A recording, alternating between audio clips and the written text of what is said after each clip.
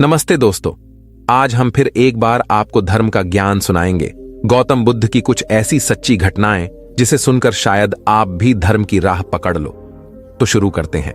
बुद्ध के पास उनका एक शिष्य आया और बौखलाए स्वर में बोला, जमींदार राम सिंह ने मेरा अपमान किया है, आप सभी चलें, उसे सबक सिखाना होगा।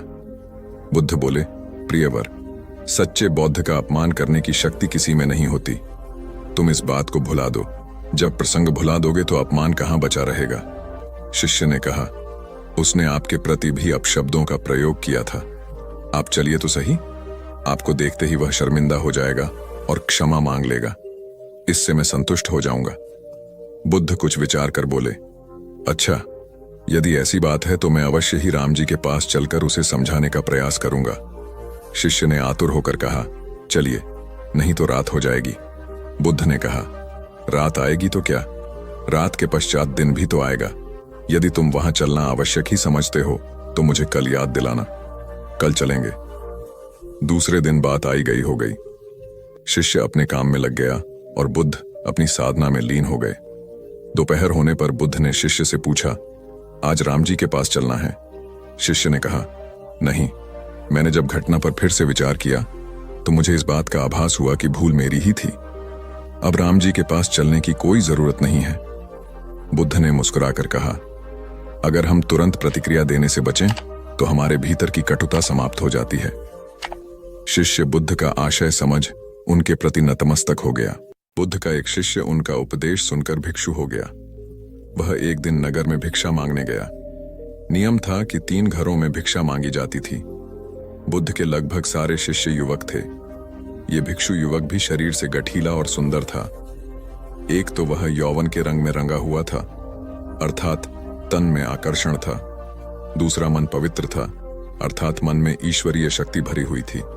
जिसका तन और मन दोनों सुंदर है, वह परमात्मा के निकट है। वह भिक्षु एक घर के सामने भिक्षा मांगने के लिए रुका। वह मकान वासवदंता नाम की एक वेश्या का था। वह भिक्षु की आवाज सुनकर तुरंत बाहर आई और द्वार पर देखा कि एक सुंदर नौजवान, जिसका शरीर गट्ठा हुआ है एवं उसका मुख एक अलौकिक आभा से युक्त है।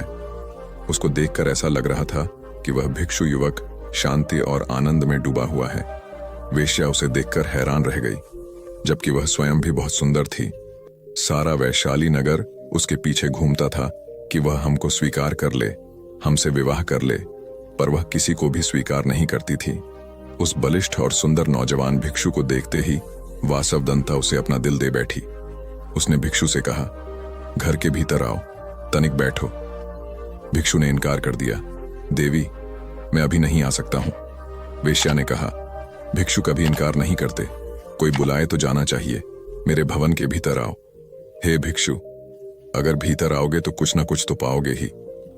भिक्षु ने कहा, अगर कुछ देना है तो द्वार पर ही दे दो। उस वेश्या का दिल और दिमाग उस युवक के आकर्षण में बिल्कुल डूब चुका था। उसको कुछ सुनाई ही नहीं पड़ रहा था। वह भिक्षु कुछ क्षण रुककर आगे की ओर बढ़ गया। दासी ने आकर कहा, अब द्वार पर कोई नहीं है, भीतर चलो। वासवदंता को तंद्रा टूटी। वह बहुत दुखी और पीड़ित हुई। जब स्त्री के प्रणय निवेदन को कोई पुरुष ठुकरा देता है तो उसकी हालत बड़ी खराब हो जाती है। वासवदंता ने अपने जीवन में एक ही बार एक ही पुरुष के प्रति लगाव रखा था। उसने भी इनकार कर दिया। दिल टूट गया। उसने नृत्य बंद कर दिया, गाना बंद कर दिया। जो दिन भर मुस्कुराती थी और लोगों का मनोरंजन करती थी, वह सुंदरी वासवदंता बिल्कुल मौन हो गई। भवन के द्वार सबके लिए बंद हो गए। वह किसी से भी नहीं मिलती थी। कई धनाढ्य लोगों के निमंत्रण आते थे, आओ हमारे उत्सव में खुशियां बिखेर दो, किंतु वह इनकार कर देती थी। एकांत को उसने अपने जीवन का साथी बना लिया। दासी अच्छा अच्छा भोजन बनाती थी, पर उसकी भूख और प्यास को वह भिक्षु मानो सदा के लिए ले गया हो। वासवदंता को रात दिन वह भिक्षु याद आता था। वह बहुत कमजोर हो गई और बीमार रहने लगी। कहते हैं कि चिंता चिता से बड़ी होती है। चिता एक बार जलाती है और चिंता सदैव जलाती रहती है। वह कहीं आती जाती नहीं थी। एक ही स्थान पर लेटे लेटे उसके शरीर में कई जख्म हो गए। उसकी सुंदरता क्रूरता में बदल गई। अब उसे कोई देखना भी पसंद नहीं करता था। बहुत समय के बाद फिर वही भिक्षु उस नगर में पुनः आया। उसे मालूम पड़ा कि वासवदंता बहुत बीमार है, उसकी हालत बहुत खराब है। भिक्षु उसके द्वार पर गया। दासी ने जाकर कहा कि वही भिक्षु आए हैं। वासवदंता ने दासी से कहा, यहां पर मत आने दो। जब मैं सुंदर युवती थी, बहुत खूबसूरत थी, तब मेरा निवेदन स्वीकार न किया। अब मैं बदसूरत और बीमार हो गई हूं। अब मैं इनके सामने कैसे जाऊं? नहीं जा पाऊंगी। पर भिक्षु आ गए। हे देवी, आज तुझे मेरी जरूरत है। उस समय तुमको मेरी जरूरत नहीं थी। उस समय तेरी सुंदरता, तेरे नाच गाने से मोहित होने वाले हजारों थे, किंतु दुख की घड़ी में सब दूर हो जाते हैं। अब तू चिंता न कर, शर्मिंदा मत हो। मैं तेरे पास रहकर तेरी सेवा करूंगा। भिक्षु ने पवित्र भाव से उसकी सेवा की। वासवदंता की वासना मिट गई, उसका विवेक जाग उठा। भिक्षु उसे बुद्ध के पास ले गए। उसने प्रार्थना की, मुझे दीक्षा दो। बुद्ध से दीक्षा पाकर वह भिक्षुणी हो गई, अपना जीवन पतित से पावन कर लिया। बुद्धम शरणम गच्छामि। एक बार की बात है, उपाली बहुत ही धनी व्यक्ति था और गौतम बुद्ध के ही समकालीन एक अन्य धार्मिक गुरु निगंथा नाथपुत्ता का शिष्य था। नाथपुत्ता के उपदेश बुद्ध से अलग प्रकार के थे। उपाली एक बहुत ही विलक्षण वक्ता था और वाद विवाद में भी बहुत ही कुशल था। उसके गुरु ने उसे एक दिन कहा कि वह कर्म के कार्य कारण सिद्धांत पर बुद्ध को बहस की चुनौती दे। एक लंबे और जटिल बहस के बाद बुद्ध उपाली का संदेह दूर करने में सफल रहे और उपाली को बुद्ध से सहमत होना पड़ा कि उसके धार्मिक गुरु के विचार गलत हैं। उपाली बुद्ध के उपदेशों से इतना प्रभावित हो गया कि उसने बुद्ध को तत्काल उसे अपना शिष्य बना लेने का अनुरोध किया। लेकिन उसे आश्चर्य हुआ जब बुद्ध ने उसे यह सलाह दी, प्रिय उपाली, तुम एक ख्याति प्राप्त व्यक्ति हो। पहले तुम आश्वस्त हो जाओ कि तुम अपना धर्म केवल इसलिए नहीं बदल रहे हो कि तुम मुझसे प्रसन्न हो या तुम केवल भावुक होकर यह फैसला कर रहे हो। खुले दिमाग से मेरे समस्त उपदेशों पर फिर से विचार करो और तभी मेरा अनुयायी बनो। चिंतन की स्वतंत्रता की भावना से ओतप्रोत बुद्ध के इस विचार को सुनकर उपाली और भी प्रसन्न हो गया। उसने कहा, प्रभु, यह आश्चर्य की बात है कि आपने मुझे पुनर्विचार करने के लिए कहा। कोई अन्य गुरु तो मुझे बेहिचक मुझे अपना शिष्य बना लेता। इतना ही नहीं, वह तो धूमधाम से सड़कों पर जुलूस निकालकर इसका प्रचार करता कि देखो, इस करोड़पति ने अपना धर्म त्याग कर मेरा धर्म अपना लिया है। अब तो मैं और भी आश्वस्त हो गया। कृपया मुझे अपना अनुयायी स्वीकार करें। बुद्ध ने उपाली को अपने साधारण अनुयायी के रूप में स्वीकार तो कर लिया, लेकिन उसे यह सलाह दी, प्रिय उपाली, हालांकि तुम अब मेरे अनुयायी बन चुके हो, लेकिन तुम्हें अब भी सहिष्णुता और करुणा का परिचय देना चाहिए। अपने पुराने गुरु को भी दान देना जारी रखो, क्योंकि वह अभी भी तुम्हारी सहायता पर आश्रित हैं। एक तरह का सुख तो मिलेगा, लेकिन यह भी बहुत दूर जाने वाला नहीं है। इसीलिए बुद्ध ने कहा, समाधि में सुख है, बुद्धोत्पाद में सुख है। यह तो परम व्याख्या हुई सुख की, फिर यह भी तो हुआ नहीं है। तो उनके वचन सुनो, उनके पास उठो बैठो, जिनके भीतर यह क्रांति घटी है, जिनके भीतर यह सूरज निकला है, जिनका प्रभात हो गया है। जहां सूर्योदय हुआ है उनके पास रमो, इसमें सुख है, मगर इसमें ही रुक मत जाना। ध्यान रखना कि जो उनको हुआ है वह तुम्हें भी करना है। उस करने के उपाय का नाम समाधि है। सुनो बुद्धों को और चेष्टा करो बुद्धों जैसे बनने की। उस चेष्टा का नाम समाधि है। उस चेष्टा का फल है बुद्धोत्पोद। सुनो बुद्धों के वचन, फिर बुद्धों जैसे बनने की चेष्टा में लगना, ध्यान, समाधि, योग। और जिस दिन बन जाओ उस दिन परम सुख। एक दिन बुद्ध प्रातः भिक्षुओं की सभा में पधारे। सभा में प्रतीक्षारत उनके शिष्य यह देख चकित हुए कि बुद्ध पहली बार अपने हाथ में कुछ लेकर आए थे। उनके हाथ में एक रूमाल था। बुद्ध के हाथ में रूमाल देखकर सभी समझ गए कि इसका कुछ विशेष प्रयोजन होगा। बुद्ध अपने आसन पर विराजे। उन्होंने किसी से कुछ न कहा और रूमाल में कुछ दूरी पर 5 गांठें लगा दी। सब उपस्थित यह देख मन में सोच रहे थे कि अब बुद्ध क्या करेंगे, क्या कहेंगे। बुद्ध ने उनसे पूछा, कोई मुझे यह बता सकता है कि क्या यह वही रूमाल है जो गांठें लगने के पहले था? शारिपुत्र ने कहा, इसका उत्तर देना कुछ कठिन है। एक तरह से देखें तो रूमाल वही है, क्योंकि इसमें कोई परिवर्तन नहीं हुआ है। दूसरी दृष्टि से देखें तो पहले इसमें 5 गांठ नहीं लगी थी, अतः यह रूमाल पहले जैसा नहीं रहा। और जहां तक इसकी मूल प्रकृति का प्रश्न है, वह अपरिवर्तित है। इस रूमाल का केवल बाह्य रूप ही बदला है। इसका पदार्थ और इसकी मात्रा वही है। तुम सही कहते हो शारिपुत्र, बुद्ध ने कहा। अब मैं इन गांठों को खोल देता हूं। यह कहकर बुद्ध रूमाल के दोनों सिरों को एक दूसरे से दूर खींचने लगे। तुम्हें क्या लगता है शारिपुत्र, इस प्रकार खींचने पर क्या मैं इन गांठों को खोल पाऊंगा? नहीं तथागत, इस प्रकार तो आप इन गांठों को और अधिक सघन और सूक्ष्म बना देंगे और ये कभी नहीं खुलेंगी, शारिपुत्र ने कहा। ठीक है, बुद्ध बोले। अब तुम मेरे अंतिम प्रश्न का उत्तर दो कि इन गांठों को खोलने के लिए मुझे क्या करना चाहिए? शारिपुत्र ने कहा, तथागत, इसके लिए मुझे सर्वप्रथम निकटता से यह देखना होगा कि ये गांठें कैसे लगाई गई हैं। इसका ज्ञान किए बिना मैं इन्हें खोलने का उपाय नहीं बता सकता। तुम सत्य कहते हो शारिपुत्र, तुम धन्य हो, क्योंकि यही जानना सबसे आवश्यक है। आधारभूत प्रश्न यही है। जिस समस्या में तुम पड़े हो उससे बाहर निकलने के लिए यह जानना जरूरी है कि तुम उसे ग्रस्त क्यों कर हुए। यदि तुम यह बुनियादी व मौलिक परीक्षण नहीं करोगे तो संकट अधिक ही गहराएगा। लेकिन विश्व में सभी ऐसा ही कर रहे हैं। वे पूछते हैं, हम काम, क्रोध, लोभ, मोह, अहंकार, परिग्रह आदि आदि वृत्तियों से बाहर कैसे निकलें, लेकिन वे यह नहीं पूछते कि हम इन वृत्तियों में कैसे पड़े। कई दिनों के विहार के बाद भगवान बुद्ध मगध की राजधानी राजगृह से प्रस्थान करने वाले थे। लोगों को जब यह पता चला तो वे उनके लिए भेंट आदि लेकर उनके दर्शनों के लिए आने लगे। अपने शिष्यों के साथ बैठे हुए बुद्ध लोगों की भेंट स्वीकार कर रहे थे। सम्राट बिंबिसार ने उन्हें भूमि, खाद्य, वस्त्र, वाहन आदि प्रदान किए। नगर सेठों ने भी धन धान्य और सुवर्ण आभूषण उनके चरणों में अर्पित कर दिए। सभी के दान को स्वीकार करने के लिए बुद्ध अपना दायां हाथ उठाकर स्वीकृति इंगित कर देते थे। भीड़ में एक वृद्धा भी थी। वह बुद्ध से बोली, भगवान, मैं बहुत निर्धन हूं, मेरे पास आपको देने के लिए कुछ भी नहीं है। आज मुझे पेड़ से एक आम गिरा हुआ मिल गया। मैं उसे खा रही थी, तभी मैंने आपके प्रस्थान करने का समाचार सुना। उस समय तक मैं आधा आम खा चुकी थी। मैं भी आपको कुछ अर्पित करना चाहती हूँ, लेकिन मेरे पास इस आधे खाए हुए आम के सिवा कुछ भी नहीं है। इसे ही मैं आपको भेंट करना चाहती हूँ। कृपया मेरी भेंट स्वीकार करें। वहां उपस्थित अपार जनसमुदाय, राजा महाराजाओं और सेठों ने देखा कि भगवान बुद्ध अपने आसन से उठकर नीचे आए और उन्होंने दोनों हाथ फैलाकर वृद्धा का आधा आम स्वीकार किया। सम्राट बिंबिसार ने चकित होकर बुद्ध से पूछा, भगवान, एक से बढ़कर एक अनुपम और बहुमूल्य उपहार तो आपने केवल हाथ हिलाकर ही स्वीकार कर लिए, लेकिन इस बुढ़िया के झूठे आम को लेने के लिए आप आसन से नीचे उतरकर आ गए। इसमें ऐसी कौन सी विशेषता है? बुद्ध मुस्कुराकर बोले, इस वृद्धा ने मुझे अपनी समस्त पूंजी दे दी है।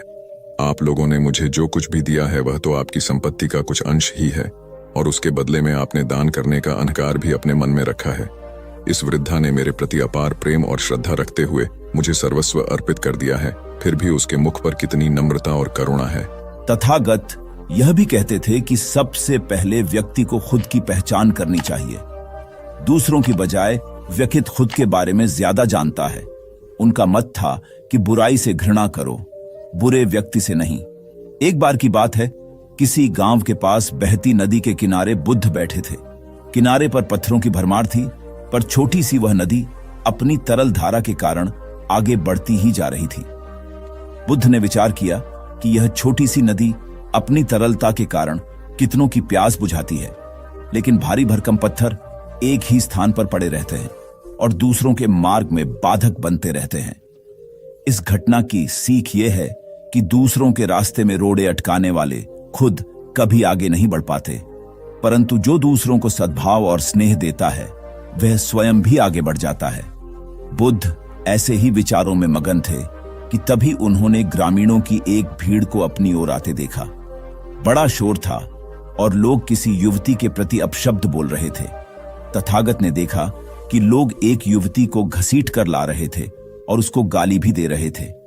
भीड़ के नजदीक आने पर बुद्ध ने लोगों से युवती को पीटने और अपशब्द कहने का कारण पूछा। लोगों ने कहा कि यह स्त्री व्यभिचारी है और हमारे समाज का नियम है कि यदि व्यभिचारी स्त्री पकड़ी जाए तो उसे पत्थरों से कुचलकर मार डालना चाहिए। तथागत ने युवती की ओर देखा और कहा, जो तुम चाहते हो वही करो, पर मेरी एक शर्त है कि पत्थर मारने का अधिकारी वही है जिसने कभी व्यभिचार न किया हो और न ही उसके मन में ऐसे विचार कभी आए हों। इतना कहकर तथागत शांत हो गए। चारों ओर मौन था। कुछ समय बाद लोगों की भीड़ मन में पश्चाताप का भाव लिए हुए वहां से विदा हो गई। इस घटना से यही सत्य उभरता है कि हम खुद अपने प्रति न्याय कर सकते हैं, दूसरों के प्रति नहीं, क्योंकि हमारी जानकारी दूसरों के विषय में अधूरी होती है। यदि हम किसी के प्रति न्याय करना चाहते हैं तो उसे ऐसा प्यार और स्नेह मिलना चाहिए कि खुद ही अपने दोषों को स्वीकार कर ले। गौतम बुद्ध कहते हैं, अतीत पे ध्यान मत दो, भविष्य के बारे में मत सोचो, अपने मन को वर्तमान क्षण पे केंद्रित करो। गौतम बुद्ध ने कहा है, जैसे मोमबत्ती बिना आग के नहीं जल सकती, मनुष्य भी आध्यात्मिक जीवन के बिना नहीं जी सकता। किसी विवाद में हम जैसे ही क्रोधित होते हैं, हम सच का मार्ग छोड़ देते हैं और अपने लिए प्रयास करने लगते हैं। जो 50 लोगों से प्रेम करता है उसके 50 संकट हैं। वो जो किसी से प्रेम नहीं करता उसके एक भी संकट नहीं है। सत्य नहीं हो तो समस्याएं होती हैं और प्रश्न होते हैं। वे तुम्हारे झूठ से पैदा होते हैं। तुम्हारे स्वप्न, तुम्हारी नींद से वे पैदा होते हैं। जब तुम सत्य, प्रामाणिक, मौन, समग्र होता हो, वे तिरोहित हो जाते हैं। मेरी समझ ऐसी है कि मन की एक अवस्था है जहां केवल प्रश्न होते हैं और मन की एक अवस्था है जहां केवल उत्तर होते हैं, और वे कभी साथ साथ नहीं होते। यदि तुम अभी भी पूछ रहे हो तो तुम उत्तर नहीं ग्रहण कर सकते। मैं उत्तर दे सकता हूं लेकिन तुम उसे ले नहीं सकते।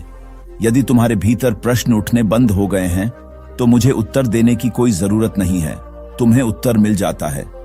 किसी प्रश्न का उत्तर नहीं दिया जा सकता है। मन की एक ऐसी अवस्था उपलब्ध करनी होती है जहां कोई प्रश्न नहीं उठते। मन की प्रश्न रहित अवस्था ही एकमात्र उत्तर है। यही तो ध्यान की पूरी प्रक्रिया है, प्रश्नों को गिरा देना, भीतर चलती बातचीत को गिरा देना। जब भीतर की बातचीत रुक जाती है तो ऐसा असीम मौन छा जाता है। उस मौन में हर चीज का उत्तर मिल जाता है। हर चीज सुलझ जाती है, शाब्दिक रूप से नहीं, अस्तित्वगत रूप में सुलझ जाती है। कहीं कोई समस्या नहीं रह जाती है। भीतर का कोलाहल रुक गया। वह बिल्कुल भूल गया कि कब 1 वर्ष बीत गया। कौन फिक्र करता है? जब प्रश्न ही न रहे तो कौन उत्तरों की फिक्र करता है? एक दिन अचानक बुद्ध ने पूछा, यह वर्ष का अंतिम दिन है। इसी दिन तुम 1 वर्ष पहले यहां आए थे और मैंने तुम्हें वचन दिया था कि 1 वर्ष बाद तुम जो पूछोगे मैं उत्तर दूंगा। मैं उत्तर देने को तैयार हूं। अब तुम प्रश्न पूछो। मौलुंग पुत्र हंसने लगा और उसने कहा, आपने मुझे भी धोखा दिया। वह सारिपुत्र ठीक कहता था। अब कोई प्रश्न ही पूछने के लिए नहीं रहा तो मैं क्या पूछूं? मेरे पास पूछने के लिए कुछ भी नहीं है। असल में यदि तुम सत्य नहीं हो तो समस्याएं होती हैं और प्रश्न होते हैं। वे तुम्हारे झूठ से पैदा होते हैं। तुम्हारे स्वप्न, तुम्हारी नींद से वे पैदा होते हैं। जब तुम सत्य, प्रामाणिक, मौन, समग्र होता हो, वे तिरोहित हो जाते हैं। मेरी समझ ऐसी है कि मन की एक अवस्था है जहां केवल प्रश्न होते हैं और मन की एक अवस्था है जहां केवल उत्तर होते हैं, और वे कभी साथ साथ नहीं होते। यदि तुम अभी भी पूछ रहे हो तो तुम उत्तर नहीं ग्रहण कर सकते। मैं उत्तर दे सकता हूं लेकिन तुम उसे ले नहीं सकते। यदि तुम्हारे भीतर प्रश्न उठने बंद हो गए हैं तो मुझे उत्तर देने की कोई जरूरत नहीं है, तुम्हें उत्तर मिल जाता है। किसी प्रश्न का उत्तर नहीं दिया जा सकता है। मन की एक ऐसी अवस्था उपलब्ध करनी होती है जहां कोई प्रश्न नहीं उठते। मन की प्रश्न रहित अवस्था ही एकमात्र उत्तर है। यही तो ध्यान की पूरी प्रक्रिया है, प्रश्नों को गिरा देना, भीतर चलती बातचीत को गिरा देना। जब भीतर की बातचीत रुक जाती है तो ऐसा असीम मौन छा जाता है। उस मौन में हर चीज का उत्तर मिल जाता है। हर चीज सुलझ जाती है, शाब्दिक रूप से नहीं, अस्तित्वगत रूप में सुलझ जाती है। कहीं कोई समस्या नहीं रह जाती है। किसी की मौत तो नहीं हुई। यह सुनकर घर के लोग आश्चर्य से कहने लगे, गौतमी, ये तू क्या कह रही है? यहां कितने आदमी मर चुके हैं, इसका कोई हिसाब है? गौतमी, तो मैं आपके घर से सरसों न लूंगी। गौतमी दूसरे घर गई। सब जगह उसे वही जवाब मिला। उसने समझा शायद सारे नगर में यही बात हो। उसे एकदम ध्यान आया कि बुद्ध भगवान ने शायद जानबूझकर ही मुझे सरसों मांगने के लिए भेजा है। वह शीघ्र ही अपने मृत पुत्र को नगर के बाहर श्मशान में ले गई। उसे अपने हाथ में लेकर बोली, प्रिय पुत्र, मैंने समझा था शायद तुम ही अकेले मरने के लिए पैदा हुए हो, लेकिन अब मुझे मालूम हुआ कि मौत सबके लिए है। जो पैदा हुआ है उसे एक न एक दिन अवश्य मरना है। इतना कहकर अपने पुत्र को श्मशान में रख वहां से लौट आई। लौटकर गौतमी बुद्ध के पास गई। बुद्ध ने पूछा, गौतमी, सरसों के दाने मिल गए? गौतमी, भगवान, सरसों नहीं चाहिए, उनका काम हो गया है, बजाय और भी कहीं अधिक बढ़ जाएंगी, क्योंकि किसी भी निर्दोष जीव को मारकर कोई भी व्यक्ति खुशी नहीं प्राप्त कर सकता। आपकी समस्या का हल निर्दोष जीवों को मारने से कैसे हो सकता है? आप राजा हैं, आपको सोच विचार कर निर्णय लेना चाहिए। अगर आप सच में अपनी मुश्किलों का हल चाहते हैं तो दिमाग से काम लीजिए। मुश्किलें तो आती जाती रहती हैं, यही जिंदगी का सच है। किसी निर्दोष जीव को मारने से समस्याएं नहीं समाप्त होंगी, बल्कि उसका हल आपको बुद्धि से ही निकालना होगा। बुद्ध की बात सुनकर अजातशत्रु उनके चरणों में गिर पड़े और अपनी भूल की क्षमा मांगने लगे। अजातशत्रु ने ऐलान करा दिया कि अब से उनके राज्य में किसी निर्दोष जीव की हत्या नहीं की जाएगी। दिन एक शिक्षित युवक बुद्ध के पास आया। उसने बुद्ध को प्रणाम कर अपनी जिज्ञासा रखी, गुरुजी, आप ईश्वर की बात करते हैं, क्या आपने ईश्वर के दर्शन किए हैं जो आप साधिकार इस विषय पर इतना कुछ कह पाते हैं? बुद्ध ने कुछ नहीं कहा और स्नेहपूर्वक उसके सिर पर हाथ फेर दिया। युवक ने समझा कि बुद्ध के पास मेरे प्रश्न का उत्तर नहीं है। फिर उन्होंने कहा, आओ हम कुछ देर यहाँ के बगीचे में घूमें। बगीचे में गुलाब और रजनीगंधा के सुगंधित फूल लगे थे। युवक बोला, गुरुजी, इन फूलों की सुगंध से सारा वातावरण महक रहा है। बुद्ध ने कहा, वत्स, तुम ठीक कहते हो, किंतु एक बात बताओ कि यह सुगंध तुम्हें दिखाई दे रही है? युवक बोला, जी नहीं, सुगंध तो अनुभव की जाती है। तब बुद्ध ने कहा, बस यही तुम्हारे प्रश्न का उत्तर है। तुम्हारे शरीर में जब कभी कहीं चोट लगती है तो दर्द होता है, क्या इस दर्द को तुम देख सकते हो? युवक बोला, नहीं, वह भी अनुभूत ही होता है। बुद्ध ने अंतिम रूप से युवक का समाधान करते हुए कहा, आत्मा और परमात्मा के साथ भी यही बात है। आत्मा को परमात्मा की अनुभूति के द्वारा उसका साक्षात्कार होता है, न कि स्थूल नेत्रों से। युवक अब पूर्णतः संतुष्ट था। बुद्ध का आभार मानते हुए वह चला गया। परमात्मा सदैव अनुभूति के स्तर पर ही घटता है, और यह घटना तब होती है जब मन पूर्णतः निर्लिप्त तथा संभव को प्राप्त हो चुका हो। महात्मा बुद्ध नदी के किनारे एकांत में अपनी कुटिया में रहते थे। उन्होंने कुटिया के चारों ओर हरे भरे वृक्ष लगा रखे थे, जिन पर सुबह शाम पक्षियों का कलरव गूंजता रहता था। प्रकृति का यह मधुर सानिध्य महात्मा बुद्ध को सदैव आनंदित रखता था। पक्षी और पेड़ पौधे तो मानो उनका परिवार ही बन गए थे। एक दिन महात्मा बुद्ध प्रातःकालीन उठे ही थे कि द्वार पर उन्हें एक सेठ जी खड़े नजर आए। उन्हें चिंताग्रस्त देख महात्मा बुद्ध ने उनसे समस्या जाननी चाहिए। सेठ जी बोले, महाराज, मेरे पास विशाल संपदा है, भरा पूरा परिवार है और मुझे कोई रोग भी नहीं है। फिर भी मुझे नींद नहीं आती, रात भर करवटें ही बदलता रहता हूं। महात्मा बुद्ध ने आत्मीयता से सेठ जी के सिर पर हाथ फेरकर कहा, सेठ, तुम्हारे पास सब कुछ भले ही हो, किंतु वह नहीं है जो नींद के लिए आवश्यक है।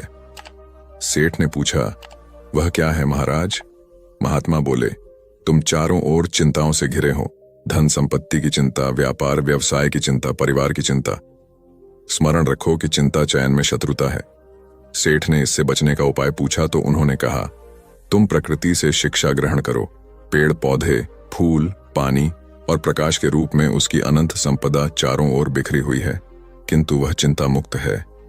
अपनी इस दौलत को पूरी दुनिया पर दोनों हाथों से सत्य लुटाती रहती है। तुम यदि उससे प्रेरणा लेकर अपना जीवन भी उसके अनुरूप बना लोगे तो तुम्हें न केवल नींद आएगी बल्कि अतीव शांति महसूस होगी। सेठ ने महात्मा बुद्ध की बात का मर्म समझा और लोक कल्याण की राह पर चल पड़ा। धन और ज्ञान देने से बढ़ते ही हैं, इसलिए इनके संग्रह के साथ साथ इनके दान की वृत्ति भी रखनी चाहिए। एक गरीब किसान गौतम बुद्ध का बहुत बड़ा भक्त था। एक दिन वह बुद्ध के पास आया और अपने गांव आने का आग्रह किया। बुद्ध उसके गांव पहुंचे तो सारा गांव उन्हें देखने व सुनने के लिए उमड़ पड़ा, किंतु वह किसान नहीं आया। हुआ यह कि उसी दिन किसान के बैलों की जोड़ी कहीं खो गई। किसान इस दुविधा में रहा कि बुद्ध का प्रवचन सुने या अपने बैलों को खोजे। काफी सोचने के बाद उसने अपने बैलों को खोजने का निर्णय किया। घंटों भटकने के बाद बैल मिले। थकाहारा किसान घर आया और भोजन कर सो गया। अगले दिन वह अति संकोच से क्षमा प्रार्थी बन बुद्ध के पास पहुंचा तो वे बड़े स्नेह से बोले, मेरी दृष्टि में यह किसान मेरा सच्चा अनुयायी है। इसने उपदेश से अधिक महत्व कर्म को दिया। यदि यह कल बैलों को न ढूंढते हुए उपदेश सुनता तो मेरी बातें इसकी समझ में नहीं आती, क्योंकि मन बैलों में अटका रहता। इसने कर्म को महत्व देकर प्रशंसनीय काम किया। सार यह है कि हम जहां जिस भूमिका में हों उसका ईमानदारी से निर्वाह करें। यही सच्ची आध्यात्मिकता है, क्योंकि प्रत्येक धर्म कर्म को ही सर्वोपरि महत्व देता है। गौतम बुद्ध को उनके अनुयायी यदि स्नेह से कहीं बुलाते तो वे अवश्य जाते। फिर जब बुद्ध पहुंचते तो श्रोताओं की भारी भीड़ उमड़ पड़ती। बुद्ध के वचनों में जो अमृतत्व होता था उसका पान करना सभी को प्रीतिकर लगता था। उनके उपदेशों में ऐसा कुछ अवश्य होता था जिससे गंभीर समस्याएं सुलझ जाती और कुछ न कुछ सार्थक भी प्राप्त हो। सार यह है कि हम जहां जिस भूमिका में हो उसका ईमानदारी से निर्वाह करें। यही सच्ची आध्यात्मिकता है, क्योंकि प्रत्येक धर्म कर्म को ही सर्वोपरि महत्व देता है। गौतम बुद्ध के पास उनका प्रिय शिष्य पूर्ण पहुंचा। बुद्ध ध्यानावस्था में बैठे थे। पूर्ण के पहुंचने पर उन्होंने आंखें थोड़ी सी खोली और पूर्ण से आने का कारण पूछा तो उसने कहा, मैं धर्म प्रचार के लिए जाना चाहता हूं, आपकी आज्ञा चाहिए।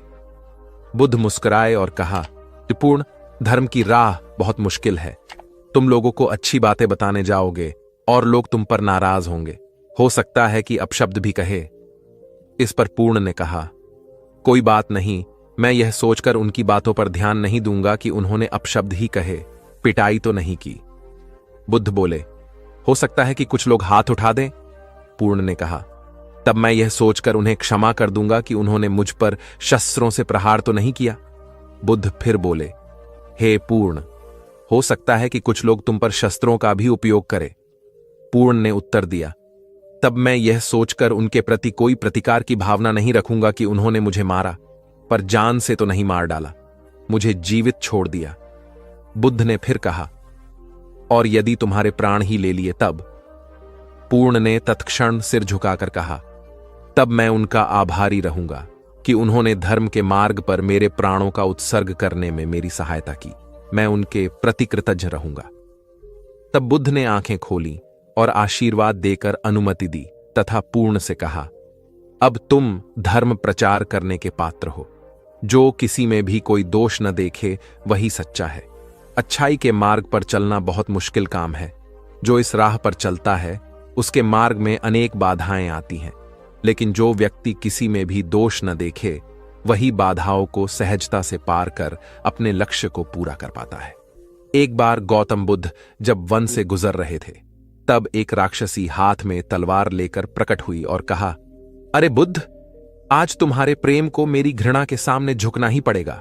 आज तुम्हारे जीवन का अंतिम दिन है। बुद्ध ने मुस्कुराते हुए उत्तर दिया, मैं घृणा, उपहास और द्वेष के आगे नतमस्तक नहीं होऊंगा। मैं निंदा, प्रशंसा अथवा उपहास किसी से भी प्रभावित नहीं होता। तुम मुझसे इतनी घृणा करती हो, पर मैं तो तुमसे भी प्रेम करता हूं। राक्षसी ने पूछा, तुम मुझसे प्रेम क्यों करते हो? बुद्ध बोले, मैं तुम्हें मां का रूप देख रहा हूं और मां तो प्रेम का रूप होती है, उसमें हिंसा हो ही नहीं सकती। इतना सुनते ही राक्षसी के हाथ से तलवार गिर पड़ी। हे बुद्ध, तुम धन्य हो। इतना कहते ही बहदेवी में बदल गई और अंतर्धान हो गई। दरअसल जो लोग दूसरों से द्वेष करते हैं, अंत में एक दिन घृणा उन्हें नष्ट कर देती है। घृणा से घिरे हुए लोगों को एक दिन घृणा ले डूबती है। प्रेम सत्य के आवरण से ढका होता है। सत्य से जुड़ा हुआ व्यक्ति सदैव आनंद में जीता है। सत्य को केवल अपने तक सीमित मत रखो, उसे अपने कर्मों में ढालना होगा। सत्य रूपी गुलाब की खुशबू है कर्म। अपने कर्म को प्रेम और सत्य में डुबोकर करो। प्रेम और सत्य मनुष्य को विकास की ओर ले जाते हैं। ध्यान रहे कि ये दोनों मार्ग ईश्वर की ओर जाते हैं। इस मार्ग पर चलने वाले सहज में ही आनंद और शांति को पा लेते हैं। गौतम बुद्ध भ्रमण करते हुए वैशाली नगर के वन विहार में पहुंचे। उनके आगमन का समाचार पूरे नगर में फैल गया। कुछ ही समय में मानो पूरा नगर उनके दर्शन के लिए उमड़ पड़ा। बड़े व्यापारी, शिक्षाविद, समाज सेवी, अधिकारी और राज परिवार से जुड़े कई वरिष्ठ भी वहां पहुंचे। सभी की भावना थी कि तथागत बुद्ध अपने शिष्यों सहित उनके निवास पर पहुंचे एवं भोज का आमंत्रण स्वीकारें। बुद्ध सभी के निवेदन को सुन रहे थे और स्वभावगत मुस्कान के साथ आमंत्रण का आभार व्यक्त कर रहे थे। तभी वैशाली की यात गणिका आम्रपाली भी वहां पहुंची। वह बुद्ध की शिक्षा से प्रेरित होकर बहुत पहले ही अपनी गणिका वृत्ति त्याग चुकी थी। उसने भी बुद्ध को भोजन का आमंत्रण दिया। बुद्ध ने तत्काल उसे स्वीकार किया और अगले दिन भिक्षुओं सहित उसके घर आने की सहमति दे दी। बुद्ध के एक शिष्य को यह बात अच्छी नहीं लगी कि इतने सारे वरिष्ठों के निवेदन के बावजूद बुद्ध ने आम्रपाली का आमंत्रण स्वीकारा। शिष्य की दृष्टि में आम्रपाली गणिका होने से घृणित कर्म से जुड़ी रही थी। जब सभी लोग चले गए तब शिष्य ने पूछा, भगवान, इतने लोगों ने आपको न्योता दिया, फिर आपने आम्रपाली का ही आमंत्रण क्यों स्वीकारा? बुद्ध ने कहा, माना वह गणिका थी, लेकिन पश्चाताप की अग्नि में तपकर वह निर्मल हो चुकी है। यदि कोई व्यक्ति इस निर्मलता को प्राप्त कर ले तो वह उनसे भी श्रेष्ठ हो जाता है जो ऐसे किसी घृणित कर्म में लीन न रहे हों। ऐसे व्यक्ति का आमंत्रण स्वीकारने में संकोच नहीं होना चाहिए। कोई व्यक्ति जब तक बुरे कामों में संलग्न रहता है तब तक उससे दूरी रहे तो ठीक है, लेकिन जो बुरे कामों को छोड़ दे उसे स्वीकार करने में संकोच नहीं करना चाहिए। इससे उसकी अच्छाई की ओर बढ़ने की भावना को बल मिलता है। गौबुद्ध के जीवन की एक घटना है। उन्होंने नियम बना रखा था कि वे अपने संघ में स्त्रियों को स्थान नहीं देंगे। स्त्रियों के लिए भिक्षु होने की दीक्षा उन्होंने वर्जित कर रखी थी। एक समय गौतम बुद्ध एक गांव में ठहरे हुए थे। वहां महाप्रजापति गौतमी उनके पास पहुंची। उन्होंने बुद्ध से कहा, आप स्त्रियों को भी दीक्षा दें, किंतु बुद्ध ने अस्वीकार कर दिया। अनेक स्त्रियां इकट्ठी हुईं और उन्होंने विचार किया कि कैसे गौतम बुद्ध से स्वीकृति प्राप्त की जाए। स्त्रियों ने निर्णय लिया कि स्वयं सेविकाएं बनकर गौतम बुद्ध के समक्ष पहुंचा जाए। गौतमी ने अपने बाल काटे, भिक्षु के वस्त्र पहने और अनेक स्त्रियों के साथ बुद्ध के सामने पहुंच गई। उनकी यह मांग थी कि स्त्रियों को भी दीक्षा दी जाए। बुद्ध ने उनकी बात को स्वीकार नहीं किया। स्त्रियां निराश हुईं। जब बुद्ध के एक शिष्य आनंद ने स्त्रियों को देखा, उनके पांव सूजे हुए थे, उन पर धूल चढ़ी हुई थी, उनकी आंखों से आंसू बह रहे थे। उन्होंने पूछा, क्या बात है? स्त्रियों ने कहा, बुद्ध उनके धर्म और नियम के अनुसार हमें भिक्षु होने की दीक्षा नहीं दे रहे हैं।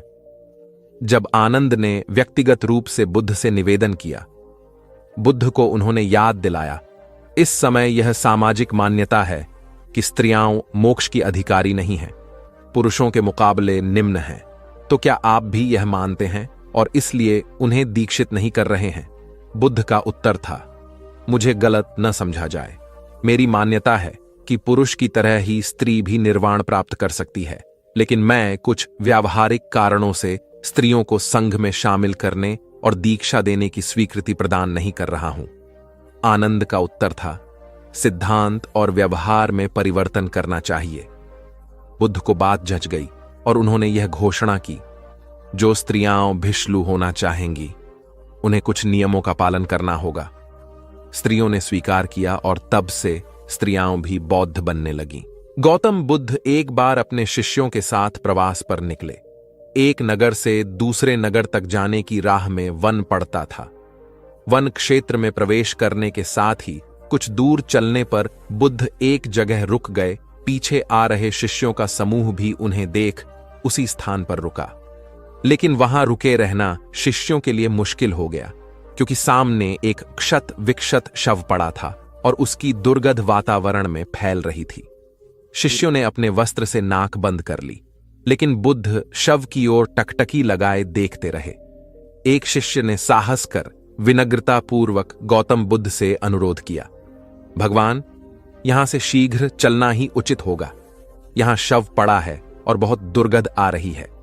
बुद्ध मुस्कुराए और शिष्यों की ओर उन्मुख होते हुए बोले, बताइए, इस सब में सौंदर्य दिखाई देता है? शिष्यों ने कहा, भगवान, यह कैसा प्रश्न है? सौंदर्य और शव में जीवन था तब तक सौंदर्य, अब तो सब समाप्त हो गया। बुद्ध ने शव की ओर इशारा करके बताया, देखो, जब कभी यह व्यक्ति जीवित रहा होगा, इसकी दंत पंक्तियां अद्वितीय रही होंगी। मृत्यु के बाद भी इसके दंत देखकर यही साबित होता है। वहां खड़े सभी शिष्यों ने दृष्टि डाली तो पाया बुद्ध सही कह रहे थे। तब शिष्यों को भान हुआ कि शव में भी अच्छाई हो सकती है। दरअसल सौंदर्य निर्जीव में भी नजर आ सकता है। केवल शर्त यह है कि दृष्टि बुद्ध के समान बुराई में भी अच्छाई देखने वाली होनी चाहिए। गुलाब की एक शाखा में फूल की तुलना में कांटे ही अधिक होते हैं, पर हम फूल चुनते हैं, कांटे नहीं। ठीक इसी तरह किसी में 100 बुराइयां नहीं, अच्छाई देखनी चाहिए। प्राचीन सियालकोट में एक बार बौद्धों का बहुत बड़ा भिक्षु संघ आया। इस संघ को एक ऐसे वेद पाठी ब्राह्मण के विषय में झांत हुआ जो इतना रूढ़िवादी था कि किसी अवैदिक पंडित की छाया भी स्वयं पर नहीं पड़ने देता था। उसे सुधारने का बीड़ा एक भिक्षु ने उठाया। अगले दिन वह अपना भिक्षा पात्र लेकर ब्राह्मण के घर पहुंच गया और पूछा, कुछ आहार पानी की सुविधा है? उसकी बात सुनकर घर के सभी लोग मौन रहे और उसकी ओर घृणा की दृष्टि से देखा। भिक्षु लौट आया। दूसरे दिन फिर गया और वही प्रश्न दोहराया। इस बार भी उसे चुप्पी और तिरस्कार का सामना करना पड़ा। वह पुनः लौट गया। एक दिन जब वह ब्राह्मण के घर पहुंचा तो ब्राह्मण वहां नहीं था। नित्य आने जाने से ब्राह्मणी का मन पसीज गया। वह बोली, मैं तो तुम्हें आहार पानी दे दूं, किंतु पंडित जी की नाराजगी के कारण विवश हूं। भिक्षु ने कहा, कोई बात नहीं बहन, मैं अपना काम करता हूं, तुम अपना काम करो। वापस लौटते हुए भिक्षु को ब्राह्मण मिल गया। उसने भिक्षु को खूब खरी खोटी सुनाई। तब भिक्षु ने कहा, इतने दिनों तक आपके घर से कुछ नहीं मिला, किंतु आज आपकी पत्नी ने नहीं दी है, अब किसी दिन हां भी मिल जाएगा। ब्राह्मण थोड़ा शांत हुआ और बोला, यह क्रम कब तक जारी रखोगे? भिक्षु ने उत्तर दिया, जब तक जीवित हूं। उसका धैर्य देख ब्राह्मण का अहंकार पिघल गया और उसने भिक्षु से क्षमा मांगी। वस्तुतः धैर्य व सहिष्णुता के बल पर बड़ी से बड़ी प्रतिकूलता को अनुकूलता में बदला जा सकता है। गौतम बुद्ध संन्यास ग्रहण कर चुके थे और उन्होंने अपना जीवन दूसरों की सेवा तथा जनक कल्याण को समर्पित कर दिया था। गौतम बुद्ध अनेक स्थानों की यात्रा करते और अपने अनमोल उपदेशों से लोगों का नैतिक जीवन सुधारने का प्रयास करते। बुद्ध अनेक कथाओं और उदाहरणों के माध्यम से अपनी बात जनता के समक्ष रखते, जो सीधे उसके हृदय में उतर जाती। स्वयं अपना जीवन भी गौतम बुद्ध ने इतना आदर्श बना लिया था कि सादगी और समानता का वे प्रत्यक्ष उदाहरण बन गए थे।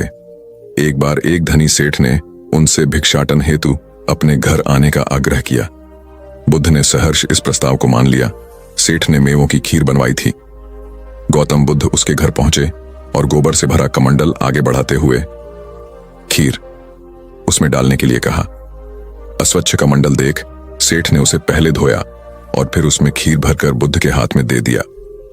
यह देख बुद्ध ने सेठ से कहा, हमारे आशीर्वाद को भी यदि आप खीर जितना ही मूल्यवान समझते हो तो उसे रखने के लिए मन रूपी पात्र को भी शुद्ध व पवित्र करो।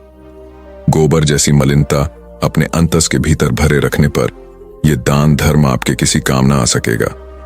यह सुनकर सेठ की आंखें खुल गईं और उसने अपने पात्र अर्थात अंतर्मन में भरे दुर्गुणों से मुक्ति पाने का निश्चय किया।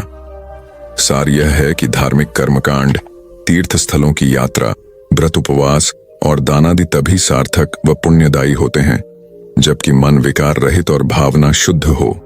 भगवान बुद्ध के प्रवचन सुनने के लिए एक व्यक्ति नियमित रूप से आता था। इस प्रकार उसे 1 माह हो चुका था, किंतु उसके जीवन पर कोई प्रभाव नहीं पड़ा। भगवान बुद्ध उपदेश में कहते थे कि धर्म पर चलो, अपने जीवन से राग द्वेष को दूर करो, काम क्रोध लोभ मोह और अहंकार से सदा दूर रहो।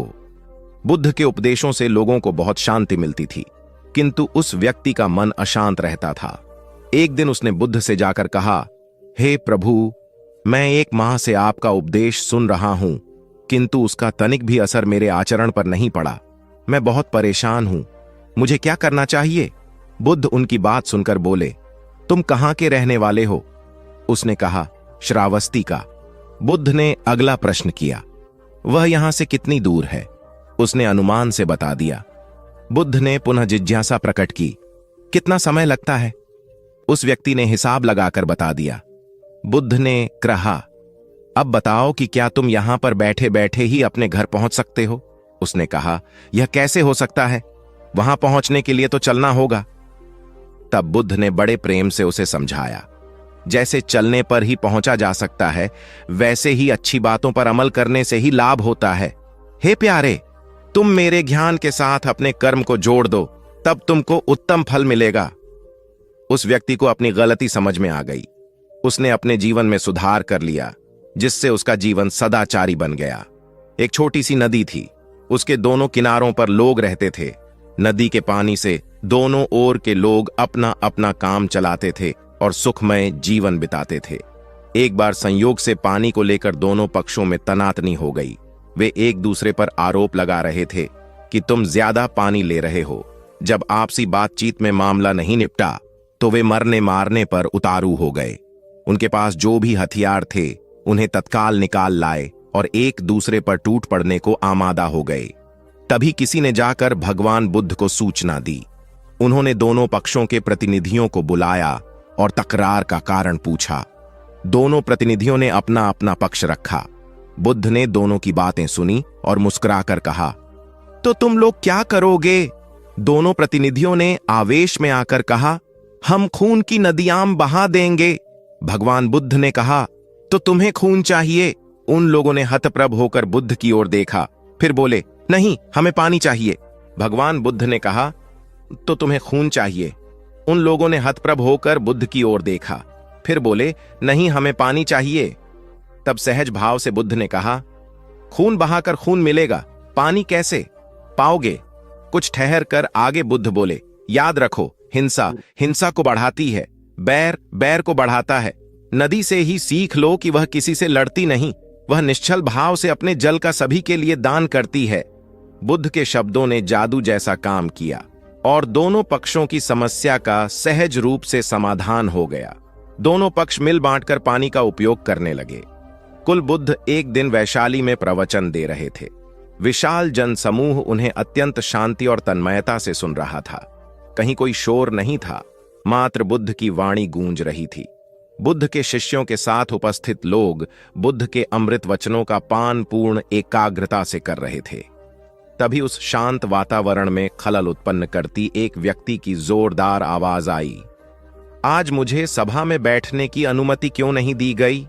बुद्ध उस व्यक्ति का चिल्लाना सुनकर भी मौन रहे। उस व्यक्ति ने पुनः चिल्लाकर यही प्रश्न पूछा। बुद्ध ने नेत्र बंद कर लिए। उनका एक शिष्य बोल उठा, भगवान, बाहर खड़े अपने इस शिष्य को अंदर आने की अनुमति दीजिए। बुद्ध ने नेत्र खोलकर कहा, नहीं, यह अस्पृश्य है। शिष्यगण बुद्ध के मुंह से अस्पृश्य शब्द सुनकर विस्मित हुए और उन्होंने पूछा, वह अस्पृश्य क्यों? कैसे? भगवान, आपके धर्म में तो जात पात का भेद नहीं है। बुद्ध बोले, आज यह क्रोध में आया है। क्रोध से जीवन की एकता भंग होती है। क्रोध ही मानसिक हिंसा करता है। किसी भी कारण से क्रोध करने वाला अस्पृश्य है। उसे कुछ देर तक स्मरण कर लेना चाहिए कि अहिंसा परम धर्म है। कथा का उपदेश यह है कि क्रोध एक असात्विक भाव है जो कर्ता और भोक्ता दोनों के लिए हानिकारक होता है। अथ इससे बचते हुए शांति से विचारने व कार्य करने की प्रवृत्ति अपनानी चाहिए। शांत मन और मस्तिष्क ही विवेकपूर्ण निर्णय लेने में सक्षम होते हैं। बौद्ध संघ के एक भिक्षु को कोई गंभीर रोग हो गया। उसकी हालत इतनी खराब हो गई कि वह चल फिर भी नहीं सकता था और मलमूत्र में लिपटा पड़ा रहता था। उसकी यह हालत देख उसके साथी भिक्षु भी उसके पास नहीं आते और घृणा से मुंह फेर कर आसपास से निकल जाते थे। कुछ दिनों बाद बुद्ध को यह बात पता चली तो वे तत्काल अपने प्रिय शिष्य आनंद के साथ उस भिक्षु के पास पहुंचे। उसकी दयनीय दशा से उन्हें घोर कष्ट हुआ। उन्होंने भिक्षु से पूछा, तुम्हें कौन सा रोग हुआ है? भिक्षु बोला, भगवान, मुझे पेट की बीमारी है। बुद्ध ने स्नेह से उसके सिर पर हाथ फेरते हुए प्रश्न किया, क्या तुम्हारी परिचर्या करने वाला कोई नहीं है? भिक्षु की ना सुनते ही बुद्ध ने आनंद से कहा, पानी लेकर आओ, हम लोग पहले इसका शरीर स्वच्छ करेंगे। आनंद पानी लेकर आए। फिर बुद्ध ने भिक्षु के शरीर पर पानी डाला और आनंद ने उसके मल मूत्र को साफ किया। अच्छी तरह धो पोंछकर बुद्ध ने भिक्षु के सिर को पकड़ा और आनंद ने पैरों को। इस प्रकार उसे उठाकर चारपाई पर लिटा दिया।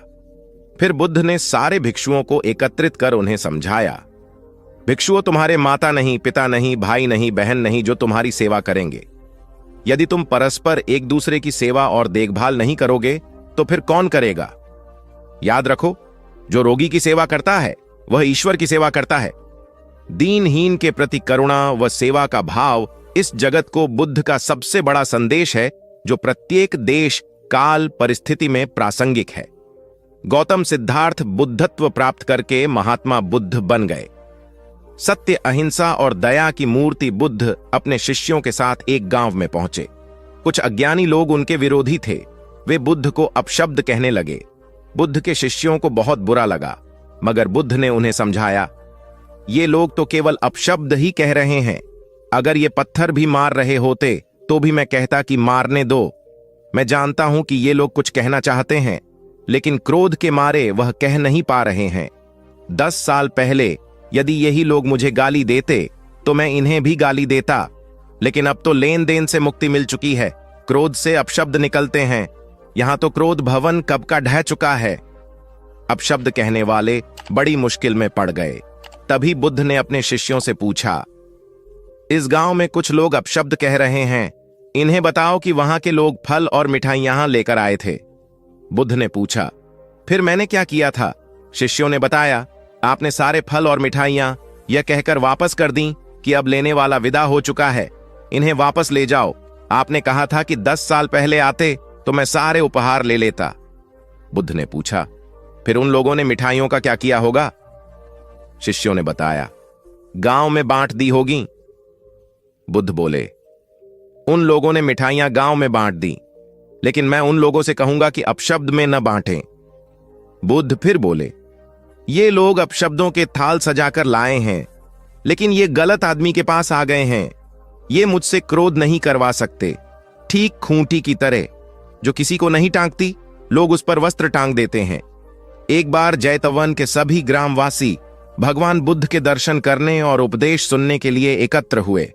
उस समय महाकश्यप, मौदगल्यायन, सारिपुत्र, चुंद और देवदत्त जैसे प्रबुद्ध जन बुद्ध के साथ धर्म विषय गंभीर चर्चा में तन्मय थे। ग्रामवासी थोड़ा ठिठक कर खड़े हो गए, क्योंकि इतने ज्ञानी जनों के बीच उन सभी को असहज सा महसूस हो रहा था। कुछ देर बाद बुद्ध की दृष्टि इन ग्रामवासियों पर पड़ी। उन्होंने तुरंत धर्म चर्चा रोक दी। प्रबुद्ध जन बुद्ध के इस व्यवहार पर चकित हो उठे और प्रश्नात्मक दृष्टि से उनको ओर देखा। बुद्ध अनाथ पिंडक नामक जिज्ञासु से बोले, भद्र, उठो, सामने ब्राह्मण मंडली खड़ी है, उन्हें आसन दो और आतिथ्य की सामग्री ले आओ। अनाथ पिंडक ने पीछे मुड़कर देखा तो उसे ब्राह्मण मंडली तो कहीं नहीं दिखी। मैले कुचैले या फटे वस्त्रों में खड़े ग्रामवासियों का झुंड दिखाई दिया। पिंडक ने शक्ति स्वर में कहा, देव, उन लोगों में एक भी ब्राह्मण नहीं है। ये सभी तो निम्न जाति के हैं, कई तो इनमें शूद्र हैं। बुद्ध गंभीर होकर बोले, पिंडक, जो व्यक्ति सदा श्रद्धावान है वह ब्राह्मण ही है। ये लोग प्रयोजन के लिए भावयुक्त होकर आए हैं, इसलिए इस समय तो ये ब्राह्मण ही हैं।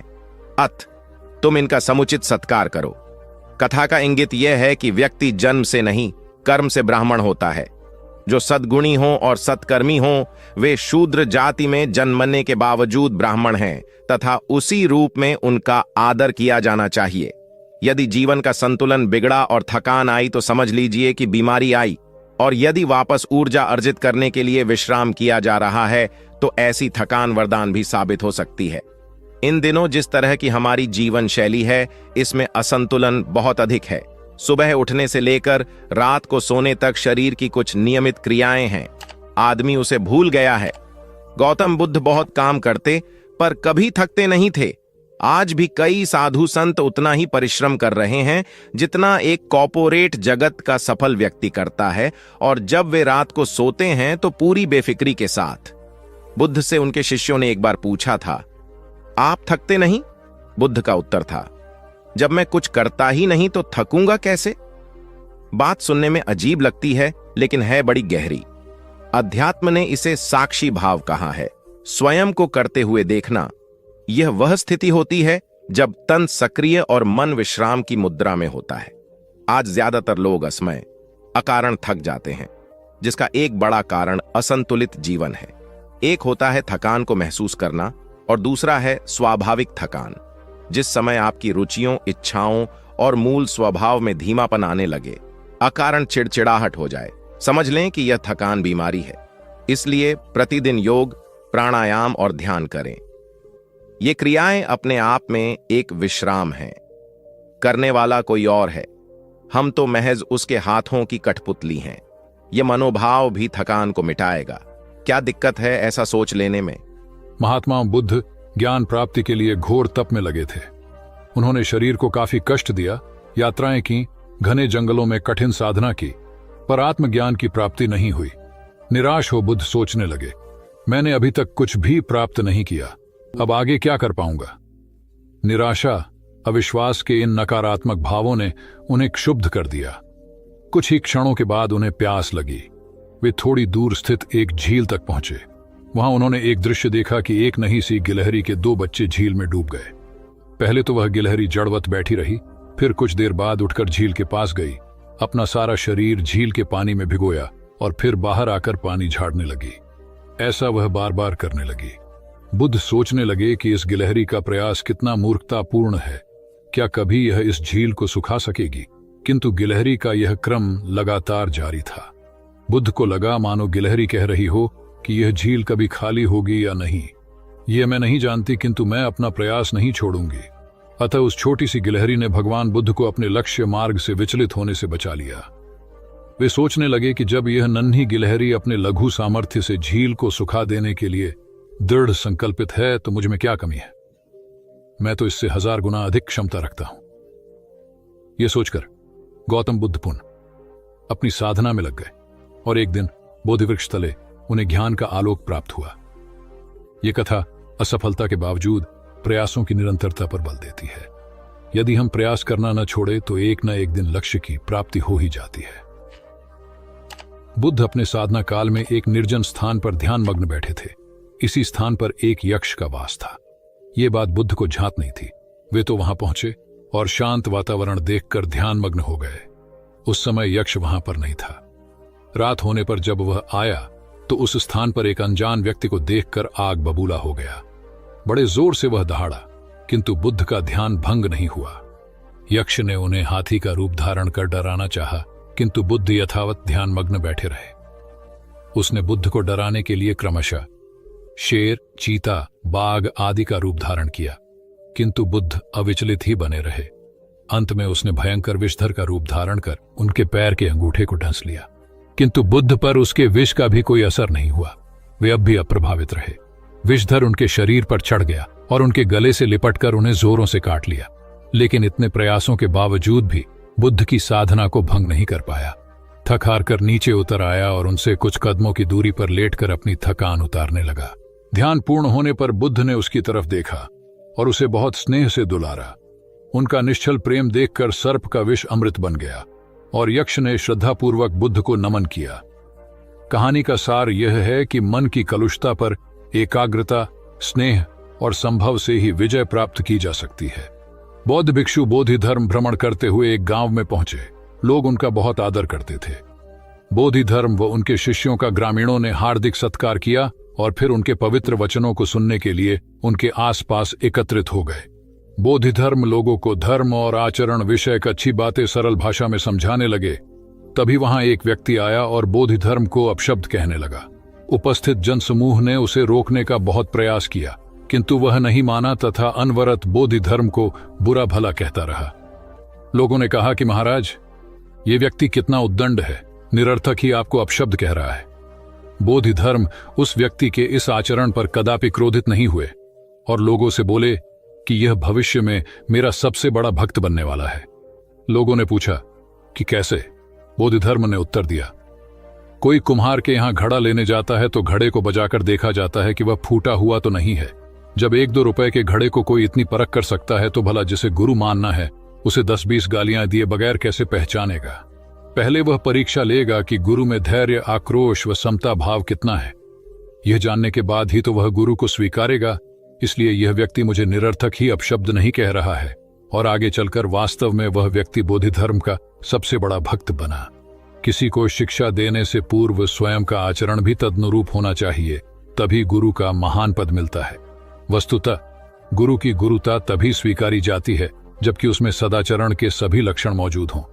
महात्मा गौतम बुद्ध के श्रावस्ती में प्रवचन चल रहे थे।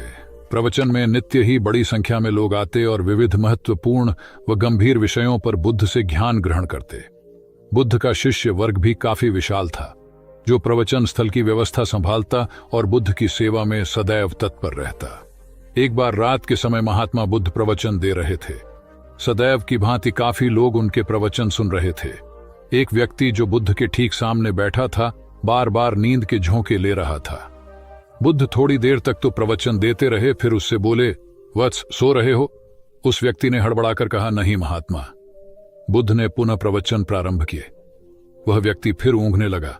महात्मा ने फिर वही प्रश्न दोहराया और उसने फिर अचकचाकर नहीं महात्मा कहा। ऐसा लगभग 8-10 बार हो गया। कुछ देर बाद बुद्ध ने उससे पूछा, वत्स, जीवित हो? हर बार की तरह इस बार भी उसने कहा, नहीं महात्मा। यह सुनकर उपस्थित श्रोताओं में हंसी की लहर दौड़ गई और वह व्यक्ति पूर्णतः चैतन्य हो गया। तब बुद्ध गंभीर होकर बोले, वत्स, निद्रा में तुम्हारे मुख से सही उत्तर मिल ही गया। जो निद्रा में है वह मृतक समान ही है। महात्मा बुद्ध का संकेत था कि गुरु से ज्ञान ग्रहण करते वक्त सजगता अत्यंत आवश्यक है। गाफिल रहने की स्थिति में ज्ञान की प्राप्ति पूर्ण नहीं होती और अधकचरा ज्ञान सदैव खतरनाक साबित होता है। कथा सिद्धार्थ के जीवन के उस दौर की है जब वे बुद्धत्व को प्राप्त नहीं हुए थे और निरंजना नदी के तटीय वनों में वृक्ष के नीचे ध्यान करते थे। सिद्धार्थ प्रतिदिन ध्यान करने के बाद पास के किसी गांव में चले जाते और भिक्षा मांगकर लौट आते। कुछ दिनों के बाद उन्होंने भिक्षाटन पर जाना बंद कर दिया, क्योंकि एक गांव के प्रधान की छोटी बेटी सुजाता उनके लिए नित्य भोजन लाने लगी। सिद्धार्थ को वह बड़े स्नेह से भोजन कराती थी। कुछ दिनों बाद उसी गांव का एक चरवाहा भी सिद्धार्थ से प्रभावित होकर उनके पास आने लगा। उसका नाम स्वस्थी था। एक दिन स्वस्थी से सिद्धार्थ बातें कर रहे थे कि सुजाता भोजन लेकर आई। जैसे ही सिद्धार्थ ने भोजन करना शुरू किया, उन्होंने बातचीत बंद कर दी। जितनी देर तक वे भोजन करते रहे, बिल्कुल चुप रहे और वहां सन्नाटा छाया रहा। स्वस्थी को हैरानी हुई। उसने सिद्धार्थ के भोजन करने के उपरांत उनसे पूछा, गुरुदेव, आप मेरे आने के बाद निरंतर वार्तालाप करते रहे, किंतु भोजन के समय एक शब्द भी नहीं बोले। इसका क्या कारण है? सिद्धार्थ बोले, भोजन का निर्माण बड़ी कठिनाई से होता है। किसान पहले बीज बोता है, फिर पौधों की रखवाली करता है और तब कहीं जाकर अनाज पैदा होता है। फिर घर की महिलाएं उसे बड़े जतन से खाने योग्य बनाती हैं। इतनी कठिनाई से तैयार भोजन का पूरा आनंद तभी संभव है जब हम पूर्णतः मौन हों। भोजन के दौरान मैं मौन रहकर उसका पूरा स्वाद लेता हूँ। वस्तुतः शांति से किया गया भोजन न केवल शारीरिक भूख को तृप्त करता है, बल्कि मानसिक आनंद और सात्विक ऊर्जा भी देता है। सम्राट अशोक संपूर्ण भारत को अपने राज्य में मिलाना चाहते थे, पर कलिंग के युद्ध में हुए रक्तपात को देखकर उन्हें अत्यधिक दुख पहुंचा। उनकी महत्वाकांक्षा ने जो तबाही मचाई थी, उसे देखकर उन्हें खुद पर ग्लानि हुई। उन्होंने देखा कि लोग दर्द से कराह रहे थे। यह सब विनाश केवल उनकी महत्वाकांक्षा से हुआ था। यह सब देखकर अशोक के मन में विनाश का पथ छोड़कर नेकी के रास्ते पर चलने का विचार जगा। अशोक की राजधानी पाटलिपुत्र थी। पाटलिपुत्र अब पटना के रूप में जाना जाता है। पटना से गया भी अधिक दूर नहीं है, जहां बोधि वृक्ष के नीचे महात्मा बुद्ध को ज्ञान प्राप्त हुआ था। बुद्ध के अष्टप्रद मार्ग, शांति व दया के संदेश ने अशोक के दिलो दिमाग में इतनी उथल पुथल पैदा कर दिया कि उन्होंने उस मार्ग को अपनाने का फैसला किया। इस पथ पर चलने से उन्होंने इतिहास में अपनी अमिट छाप छोड़ी। अशोक ने अपने पुत्र को सिलोन, अब श्रीलंका, और अन्य कई लोगों को सुदूर क्षेत्रों में दूत बनाकर भेजा। एक निर्दयी महत्वाकांक्षा एक ऐसे पवित्र उद्देश्य में बदल चुकी थी जिसमें कुछ अच्छा कर गुजरने की, करुणा और प्रेम के संदेश को चारों ओर फैलाने की इच्छा थी। करुणा केवल दया भावना मात्र नहीं है, ये आपके अंदर दूसरों की मदद करने की तीव्र इच्छा पैदा करती है। इसी भावना ने बुद्ध को भगवान और अशोक को महान बनाया। तथागत बुद्ध उन दिनों मगध प्रवास पर थे। साथ में शिष्यों का बड़ा समूह भी था। प्रतिदिन बुद्ध के प्रवचन होते, जिनका लाभ लेने के लिए बड़ी संख्या में लोग आते। इन लोगों में साधारण जन के साथ विशिष्ट हस्तियां भी शामिल रहती थीं। हालांकि बुद्ध सभी के प्रति समान रूप से प्रेम व आत्मीयता का व्यवहार रखते थे। इन लोगों में नगर सेठ का पुत्र भी था, जो बड़े ध्यान से बुद्ध के प्रवचन सुनता था। वह नित्य ही बुद्ध के शिष्यों के समक्ष बुद्ध की तारीफों के पुल बांधता और धन्य धन्य भाव से घर जाता। एक दिन प्रवचन समाप्त होने के बाद उसने किसी शिष्य से कहकर बुद्ध से मिलने की हार्दिक इच्छा प्रकट की। जब उसे बुद्ध के सामने ले जाया गया तो उसने उन्हें साष्टांग प्रणाम कर कहा, भगवान, आप जैसा तपस्वी और ज्ञानी व्यक्ति पहले न कभी हुआ था और न भविष्य में होगा। यह सुनते ही बुद्ध ने उसकी बात बीच में ही रोककर कहा, वत्स, क्या तुमने इतना अध्ययन कर लिया है कि अब तक कितने संत महापुरुष हुए हैं, और क्या भविष्य भी जान चुके हो कि आगे और कोई नहीं होगा? युवक लज्जित भाव से चुप खड़ा रहा, क्योंकि इस बात का उसके पास कोई जवाब नहीं था। बुद्ध ने अपनी बात समाप्त करते हुए उसे सीख दी, सदैव अपनी आंखें खुली रखो। जो जैसा है उसे वैसा ही महत्व दो, किसी से उसकी तुलना मत करो। कथा का सार यह है कि किसी भी क्षेत्र के अधिकारी विद्वान की स्वतंत्र रूप से प्रशंसा करना उचित है, किंतु सर्वश्रेष्ठ बताना अनुचित, क्योंकि श्रेष्ठता को व्यक्ति, समय व स्थान की सीमाओं में नहीं बांधा जा सकता। आनंद भगवान बुद्ध के प्रमुख व प्रिय शिष्य थे। उनके स्वभाव में उदारता, स्नेह व सहिष्णुता जैसे गुण शामिल थे। वे सभी के प्रति समान व्यवहार करते थे। उनकी दृष्टि में कोई छोटा या बड़ा नहीं था। एक बार आनंद कहीं जा रहे थे। रास्ते में उन्हें बड़े जोर की प्यास लगी। आसपास देखा तो निकट ही कुआं दिखाई दिया। वे वहां पहुंचे। कुएं से एक लड़की पानी भर रही थी। आनंद ने उसके पास जाकर कहा, बहन, मैं बड़ी दूर से आ रहा हूं, मुझे बहुत जोर से प्यास लगी है, कृपा कर पानी पिला दो। उनकी बात सुनते ही लड़की कांप उठी, क्योंकि वह अछूत जाति की थी। वह जानती थी कि किसी ऊंची जाति के व्यक्ति को पानी पिलाना उसके अधिकार क्षेत्र से बाहर है। वह निगाह नीची कर चुपचाप खड़ी रही। आनंद ने प्यास से व्याकुल होकर फिर कहा, बहन, तुमने सुना नहीं, प्यास के मारे मेरे प्राण निकले जा रहे हैं, मुझे पानी पिला दो। लड़की भयवश कुछ नहीं बोल पाई। जब आनंद ने बड़े स्नेह से उससे पानी न पिलाने का कारण पूछा तो वह बोली, मैं निम्न जाति की कन्या हूं, आपको पानी कैसे पिला सकती हूं? उसकी बात सुनकर आनंद ने कहा, बहन, मैंने तुमसे पानी मांगा है, जाति तो नहीं पूछी। आनंद की उदारता ने उस कन्या का भय दूर कर दिया और उन्हें पानी पिलाकर वह धन्य हो गई। कथा का सार यह है कि ईश्वर की दृष्टि सम होने के कारण उसने सभी मनुष्यों को समान शरीर, बुद्धि और भावना से नवाजा है। अपने सृष्टिकर्ता के विरुद्ध जाकर मानव मानव में भेद करना सर्वथा अनुचित है। एक बार भगवान बुद्ध अपने शिष्यों के साथ पाटलिपुत्र पहुंचे। सभी लोग एक विहार में रुके। भोजन के बाद बुद्ध ने आनंद से अगले दिन से प्रवचन आरंभ करने को कहा। अगले दिन बुद्ध का प्रवचन सुनने बड़ी संख्या में लोग उपस्थित थे। बुद्ध प्रवचन देने के बाद लोगों से मिलते, उनकी समस्याएं सुनते और नेक सलाह देते। एक दिन प्रवचन के समय बुद्ध के शिष्य आनंद ने उनसे पूछा, भंते, आपके सामने हजारों लोग बैठे हैं, बताइए कि इनमें सबसे सुखी कौन है?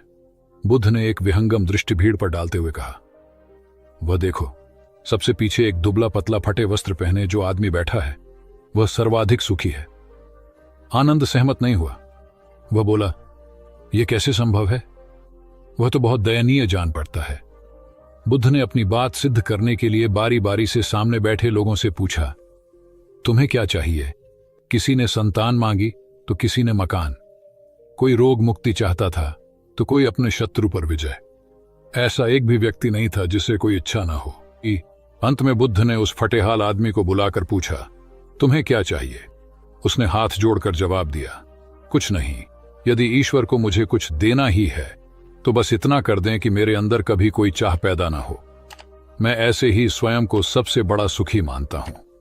उसकी बात सुनकर आनंद से बुद्ध ने कहा, आनंद, जहां चाह है वहां सुख नहीं हो सकता। आनंद ने बुद्ध की इस शिक्षा को सदा के लिए गांठ बांध लिया। सार यह है कि लालसा से लोभ बढ़ता है, जो असंतोष का जनक होता है। यदि सही अर्थों में सुख पाना है तो किसी लालसा की बजाय उपलब्ध स्थितियों में संतुष्ट रहना चाहिए। गौतम बुद्ध ने बहुत से अज्ञानी लोगों को सम्यक दृष्टि प्रदान की थी। तब को बात है, कौसाम्बी में एक ब्रह्मचारी रहता था।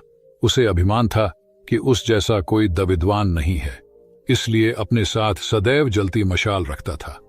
गौतम बुद्ध ने देखा तो उससे पूछा, अरे, ये मशाल लिए क्यों घूमते हो? ब्रह्मचारी ने उत्तर दिया, सभी प्राणी अंधकार और अज्ञान में पथश्रष्ट हैं, उन्हें रास्ता दिखाने के लिए मशाल लिए घूमता हूं। तथागत ने पूछा, क्या तुम्हें 4 प्रकार की विद्याओं, शब्द विद्या, नक्षत्र विद्या, राज विद्या व युद्ध विद्या का पूर्ण ज्ञान है? ब्रह्मचारी ने अपनी अनभिज्ञता प्रकट करते हुए मशाल फेंककर तथागत के चरणों में मस्तक झुका दिया।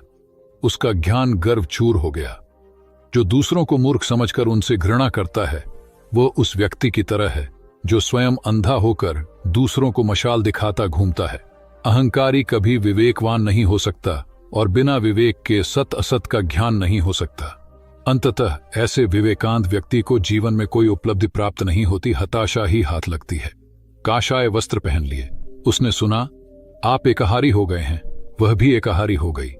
आपने उत्तम पलंग पर सोना त्याग दिया है, तो इसने भी त्याग दिया। आपने माला का त्याग किया, गंध का त्याग किया, तो इसने भी वह सब त्याग दिया। मायके वाले इसे संदेश भेजते हैं, वे इसे ले जाना चाहते हैं, लेकिन यह यहीं रहती है, इसी कक्ष में। यह गुण की मूर्ति है। राजा स्नेह से अपनी बहू को देखते रहे। अचानक तथागत उठे, उस कक्ष से बाहर चले गए। शाक्य मुनि ने शिष्यों को शांत रहने को कहा था, लेकिन वे स्वयं उस कक्ष से बाहर चले गए। मैं हमेशा सोचता हूं, उस पल क्या हुआ होगा, उनके मन के भीतर कैसे कैसे विचार उठते होंगे। क्या संबोधि एक लघु क्षण होता है या दीर्घ क्षण? क्या संबोधि एक अनंत अभ्यास है? क्या संयम उसका गरुड़यान है? धम्मपद का 13वां श्लोक बार बार याद आता है। यथागारम दुछेन बुट्टी समति विभजति एवं अभावितम चित्तम राघो समति विभजति। घर की छत मजबूत ना हो, सही तरह से उसे घास फूस से ढका ना गया हो, तो बरसात के दिनों में उसमें से पानी रिसता है, घर भर में फैल जाता है। उसी तरह ध्यान और एकाग्रता हमारे व्यक्तित्व की छत है। एक दिन एक व्यक्ति बुद्ध के पास पहुंचा। वह बहुत अधिक तनाव में था। अनेक प्रश्न उसके दिमाग में घूम घूम कर उसे परेशान कर रहे थे, जैसे आत्मा क्या है, आदमी मृत्यु के बाद कहां जाता है, सृष्टि का निर्माता कौन है, स्वर्ग नरक की अवधारणा कहां तक सच है और ईश्वर है या नहीं।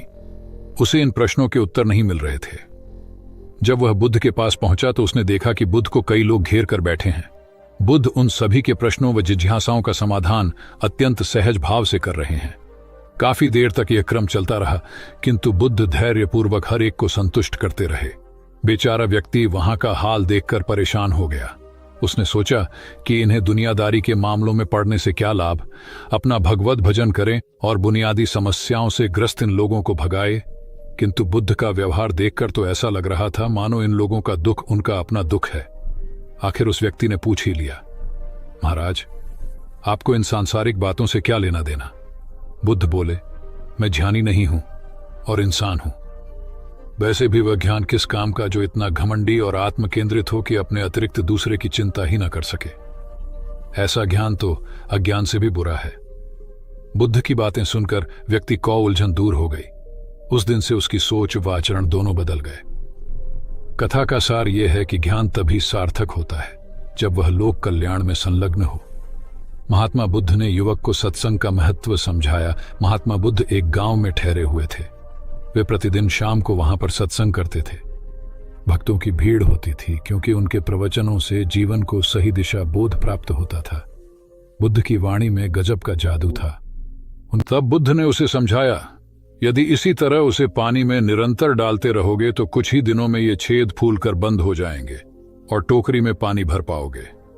इसी प्रकार जो निरंतर सत्संग करते हैं उनका मन एक दिन अवश्य निर्मल हो जाता है। अवगुणों के छिद्र भरने लगते हैं और गुणों का जल भरने लगता है। युवक ने बुद्ध से अपनी समस्या का समाधान पा लिया। निरंतर सत्संग से दुर्जन भी सज्जन हो जाते हैं, क्योंकि महापुरुषों की पवित्र वाणी उनके मानसिक विकारों को दूर कर उनमें सद्विचारों का आलोक प्रसारित कर देती है।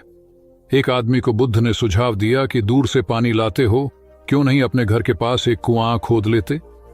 हमेशा के लिए पानी की समस्या से छुटकारा मिल जाएगा।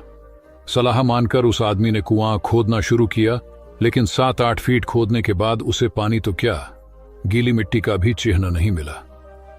उसने वह जगह छोड़कर दूसरी जगह खुदाई शुरू की, लेकिन 10 फीट खोदने के बाद भी उसमें पानी नहीं निकला। उसने फिर तीसरी जगह कुआं खोदना शुरू किया, लेकिन यहां भी उसे निराशा ही हाथ लगी। इस क्रम में उसने 8-10 फीट के 10 कुएं खोद डाले, लेकिन पानी कहीं नहीं मिला। वह निराश होकर बुद्ध के पास गया। उसने बुद्ध को बताया कि मैंने 10 कुएं खोद डाले, मगर पानी एक में भी नहीं निकला। बुद्ध को आश्चर्य हुआ। वे स्वयं चलकर उस स्थान पर आए जहां उसने 10 गड्ढे खोदे हुए थे। बुद्ध ने उन गड्ढों की गहराई देखी और सारा माजरा समझ गए। फिर वे बोले, 10 कुएं खोदने की बजाय एक कुएं में ही तुम अपना सारा परिश्रम लगाते तो पानी कब का मिल गया होता। तुम सब गड्ढों को बंद कर दो, केवल एक को गहरा करते जाओ, पानी निकल आएगा। उसने बुद्ध को बात मानकर ऐसा ही किया। परिणाम स्वरूप कुआं पूर्ण होते ही पानी निकल आया। सबने भगवान बुद्ध की जय जयकार की। धन्ना सेठ के पास 7 पुश्तों के पालन पोषण जितना धन था। उसका व्यापार चारों तरफ फैला हुआ था, किंतु फिर भी उसका मन अशांत रहता था। कभी धन की सुरक्षा की चिंता, तो कभी व्यापारिक प्रतिस्पर्धा में आगे निकलने का तनाव। चिंता और तनाव के कारण वह अस्वस्थ रहने लगा। उसके मित्र ने उसकी गिरती दशा देखी तो उसे बुद्ध के पास जाने की सलाह दी। सेठ बुद्ध के पास पहुंचा और अपनी समस्या बताई। बुद्ध ने उसे सांत्वना देते हुए कहा, तुम घबराओ मत, तुम्हारा कष्ट अवश्य दूर होगा। बस तुम यहां कुछ दिन रहकर प्रभु का ध्यान किया करो। बुद्ध के कहे अनुसार सेठ ने रोज ध्यान करना शुरू कर दिया, किंतु सेठ का मन ध्यान में नहीं लगा। वह जैसे ही ध्यान करने बैठता, उसका मन फिर अपनी दुनिया में चला जाता। उसने बुद्ध को यह बात बताई, किंतु बुद्ध ने कोई उपाय नहीं बताया। थोड़ी देर बाद जब सेठ बुद्ध के साथ वन में सायंकालीन भ्रमण कर रहा था, तो उसके पैर में एक कांटा चुभ गया। वह दर्द के मारे कराहने लगा। बुद्ध ने कहा, बेहतर होगा कि तुम जी कड़ाकर कांटे को निकाल दो, तब इस दर्द से मुक्ति मिल जाएगी। सेठ ने मन कड़ाकर कांटा निकाल दिया। उसे चैन मिल गया। तब बुद्ध ने उसे समझाया, ऐसे ही लोभ, मोह, क्रोध, घमंड व द्वेष के कांटे तुम्हारे मन में गड़े हैं। जब तक अपने मन की संकल्प शक्ति से उन्हें नहीं निकालोगे, अशांत ही रहोगे। सेठ का अज्ञान बुद्ध के इन शब्दों से दूर हो गया और उसने निर्मल हृदय की राह पकड़ ली। अपनी कुप्रवृत्तियों से मुक्ति के लिए संकल्पबद्धता अनिवार्य है। जब तक व्यक्ति दृढ़ निश्चय न कर ले, वह अपनी गलत आदतों से मुक्त नहीं हो सकता। बुद्ध की शिक्षा से गांव का उद्धार हुआ। एक युवक ने बुद्ध से आकर कहा, मेरा गांव अशिक्षित है। मैं अपने परिवार से झगड़कर थोड़ा बहुत पढ़ पाया हूं। आगे और पढ़ना चाहता हूं, किंतु सभी रोक रहे हैं। घर के लोग सोचते हैं कि खेती में खूब पैसा है और उसके लिए किसी शिक्षा की आवश्यकता नहीं है। यही सोच गांव वालों की भी है। कृपया आप मेरे गांव चलकर वहां शिक्षा का प्रसार करवाइए। बुद्ध युवक की बात मानकर गांव आ गए। धर्मभीरू ग्रामीणों ने बुद्ध का सत्कार किया और रोज उनके प्रवचन सुनने आने लगे। बुद्ध जब भी शिक्षा का महत्व बताते, ग्रामीण विरोधी मत रखते। एक दिन एक महिला अपने 5 साल के बच्चे के लिए पूछने लगी कि उसे किस उम्र से शिक्षा दिलवाए। तब बुद्ध ने समझाया कि तुम्हें तो 5 वर्ष पूर्व उसकी शिक्षा शुरू कर देनी थी। उसे क्या खाना है, क्या नहीं, कैसे क्या बोलना है आदि बातें शुरू से सिखाओगी, तभी तो वह अपना उचित ख्याल रख सकेगा। बुद्ध की यह बात महिला सहित सभी ग्रामीणों को समझ में आ गई। उन्होंने अपने बच्चों को विद्यालय भेजना शुरू किया। यह समय वर्षा का था। युवक ने लोगों को जल संग्रहण की तकनीक बताई। अधिकांश ने उपहास किया, किंतु युवक अपना काम करता रहा। बुद्ध का सहयोग प्राप्त था, इसलिए किसी ने उसका खुलकर विरोध नहीं किया। जब गर्मी में भीषण जल संकट के कारण फसलें सूखने लगीं, तो युवक ने कुएं खुदवाए, जिनमें जल संग्रहण की तकनीक के कारण खूब पानी निकला। ग्रामीण अब शिक्षा का महत्व समझ चुके थे। धीरे धीरे संपूर्ण गांव शिक्षित हो गया। ज्ञान हर उम्र में अर्जित किया जा सकता है। यही ज्ञान हमें जीवन में आने वाली समस्याओं के समाधान की राह सुझाता है। एक गांव में 2 भाई रहते थे जो अपनी शैतानियों के लिए कुख्यात थे। उन्हें दूसरों को परेशान करने में बड़ा आनंद आता था। वे हर समय किसी न किसी को परेशान करने में लगे रहते थे। गांव के लोगों के साथ साथ उनके माता पिता भी उनकी ऐसी हरकतों के कारण बहुत दुखी थे। जब गांव का कोई व्यक्ति उनके माता पिता के पास उनकी शिकायत लेकर आता, तो वे दोनों को बहुत समझाते, किंतु दोनों भाइयों के कानों पर जूं तक नहीं रेंगती। एक दिन उनकी मां गांव में आए हुए महात्मा बुद्ध के पास गई और अपने बच्चों में किसी भी तरह ईश्वर का भय भर देने का आग्रह किया, ताकि वे लोग शैतानी से बाज आए। महात्मा बुद्ध ने मां से दोनों को एक एक करके उनके पास भेजने को कहा। मां ने अपने पहले लड़के को महात्मा बुद्ध के पास भेजा। वह जाकर महात्मा बुद्ध के पास बैठ गया। महात्मा बुद्ध ने उससे पूछा, ईश्वर कहाँ है? लड़के की कुछ समझ में नहीं आया और उसने कोई उत्तर नहीं दिया। तब महात्मा बुद्ध ने दोबारा यही सवाल कड़क कर पूछा तो डर के मारे लड़का वहां से तेजी से भागा और भागते हुए अपने भाई के पास जा पहुंचा तथा बोला, भाई, तुम्हें पता है ईश्वर खो गया है और सब लोग इसके लिए हमें ही जिम्मेदार समझ रहे हैं। छोटा भाई भी इतना बड़ा आरोप सुनकर डर गया और उस दिन से दोनों ने शैतानी करना छोड़ दिया। कथा का सार यह है कि जब सीधे मार्ग से सुधार की राह न मिले तो टेढ़े मार्ग का सहारा लेना ही सर्वथा उचित है। सेठ ने बुद्ध से जाना सच्चा संपन्न होना। एक सेठ निसंतान था। अपार संपत्ति का मालिक होने के बावजूद सेठ का लोभ बरकरार था। संतान न होने का दुख उसे बहुत था और इस कारण वह न जाने कितने फकीर, बाबा और पंडितों के दर पर माथा टेक चुका था, किंतु नतीजा शून्य रहा। एक बार सेठ के नगर में बुद्ध का आगमन हुआ। सेठ ने उनकी बहुत ख्याति सुनी तो अगले ही दिन उनसे मिलने पहुंचा। बुद्ध को अपनी निसंतानता के विषय में बताया तो उन्होंने सेठ के सिर पर हाथ रखकर हार्दिक आशीर्वाद दिया। संयोग की बात कि कुछ ही समय बाद सेठ को संतान सुख प्राप्त हो गया। वह बुद्ध के प्रति आभार भाव से भर उठा। सोचने लगा कि बुद्ध के प्रति उपकार कैसे जताए। विचार करने के उपरांत उसने एक बक्से में बेशकीमती हीरे जवाहरात रखे और बुद्ध के पास पहुंचा। बुद्ध को प्रणाम निवेदित कर सेठ बोला, महाराज, आपकी कृपा से मुझे संतान का मुख देखने को मिला। मैं आपके लिए कुछ करना चाहता हूं, सो यह तुच्छ भेंट लाया हूं। बुद्ध ने हीरे जवाहरात देखते ही अस्वीकार कर दिए। उन्होंने कहा, मेरे लिए धन व्यर्थ है, इसे तुम ही रखो। जब सेठ अधिक आग्रही हुआ तो बुद्ध बोले, मैं निर्धनों से दान नहीं लेता। आश्चर्यचकित सेठ ने कहा, पर मैं तो निर्धन नहीं हूं, अपार धन संपत्ति मेरे पास है। मेरी तिजोरियां सोने चांदी गहनों व जवाहरातों से भरी हुई हैं। रात दिन परिश्रम कर मैं इस संपत्ति को दिन दूनी रात चौगुनी कर रहा हूं, फिर मैं निर्धन कैसे हूं? तब बुद्ध ने समझाया, इसका आशय यह है कि तुम अपनी वर्तमान संपत्ति से तृप्त नहीं हो, और अतृप्त व्यक्ति निर्धन ही तो होता है, क्योंकि सच्चा संपन्न तो वह है जो तृप्त हो। बुद्ध की बातों ने सेठ की आंखें खोल दी। संतोष सबसे बड़ा धन और संतोषी सर्वाधिक धनी होता है, क्योंकि इच्छाओं का अंत निर्लिप्तता की परम सुखमय अवस्था को लाता है। एक बार गौतम बुद्ध से अभय राजकुमार ने प्रश्न किया कि क्या श्रमण गौतम कभी कठोर वचन कहते हैं। उसने सोच रखा था कि नहीं कहने पर वह बताएगा कि एक बार उन्होंने देवदत्त को नरकगामी कहा था, और यदि हां कहे तो उसने पूछा, जा सकता है कि जब आप कठोर शब्दों का प्रयोग करने से स्वयं को रोक नहीं पाते, तब दूसरों को ऐसा उपदेश कैसे देते हैं। बुद्ध ने अभय के प्रश्न का आशय जान लिया। उन्होंने कहा, इसका उत्तर न तो हां में दिया जा सकता है और न नहीं में। अभय की गोद में उस समय एक छोटा बालक था। उसकी ओर इशारा करते हुए बुद्ध ने पूछा, राजकुमार, यदि दाई के अनजाने में यह बालक अपने मुख में काठ का टुकड़ा डाल ले, तब तुम क्या करोगे। मैं उसे निकालने का प्रयास करूंगा।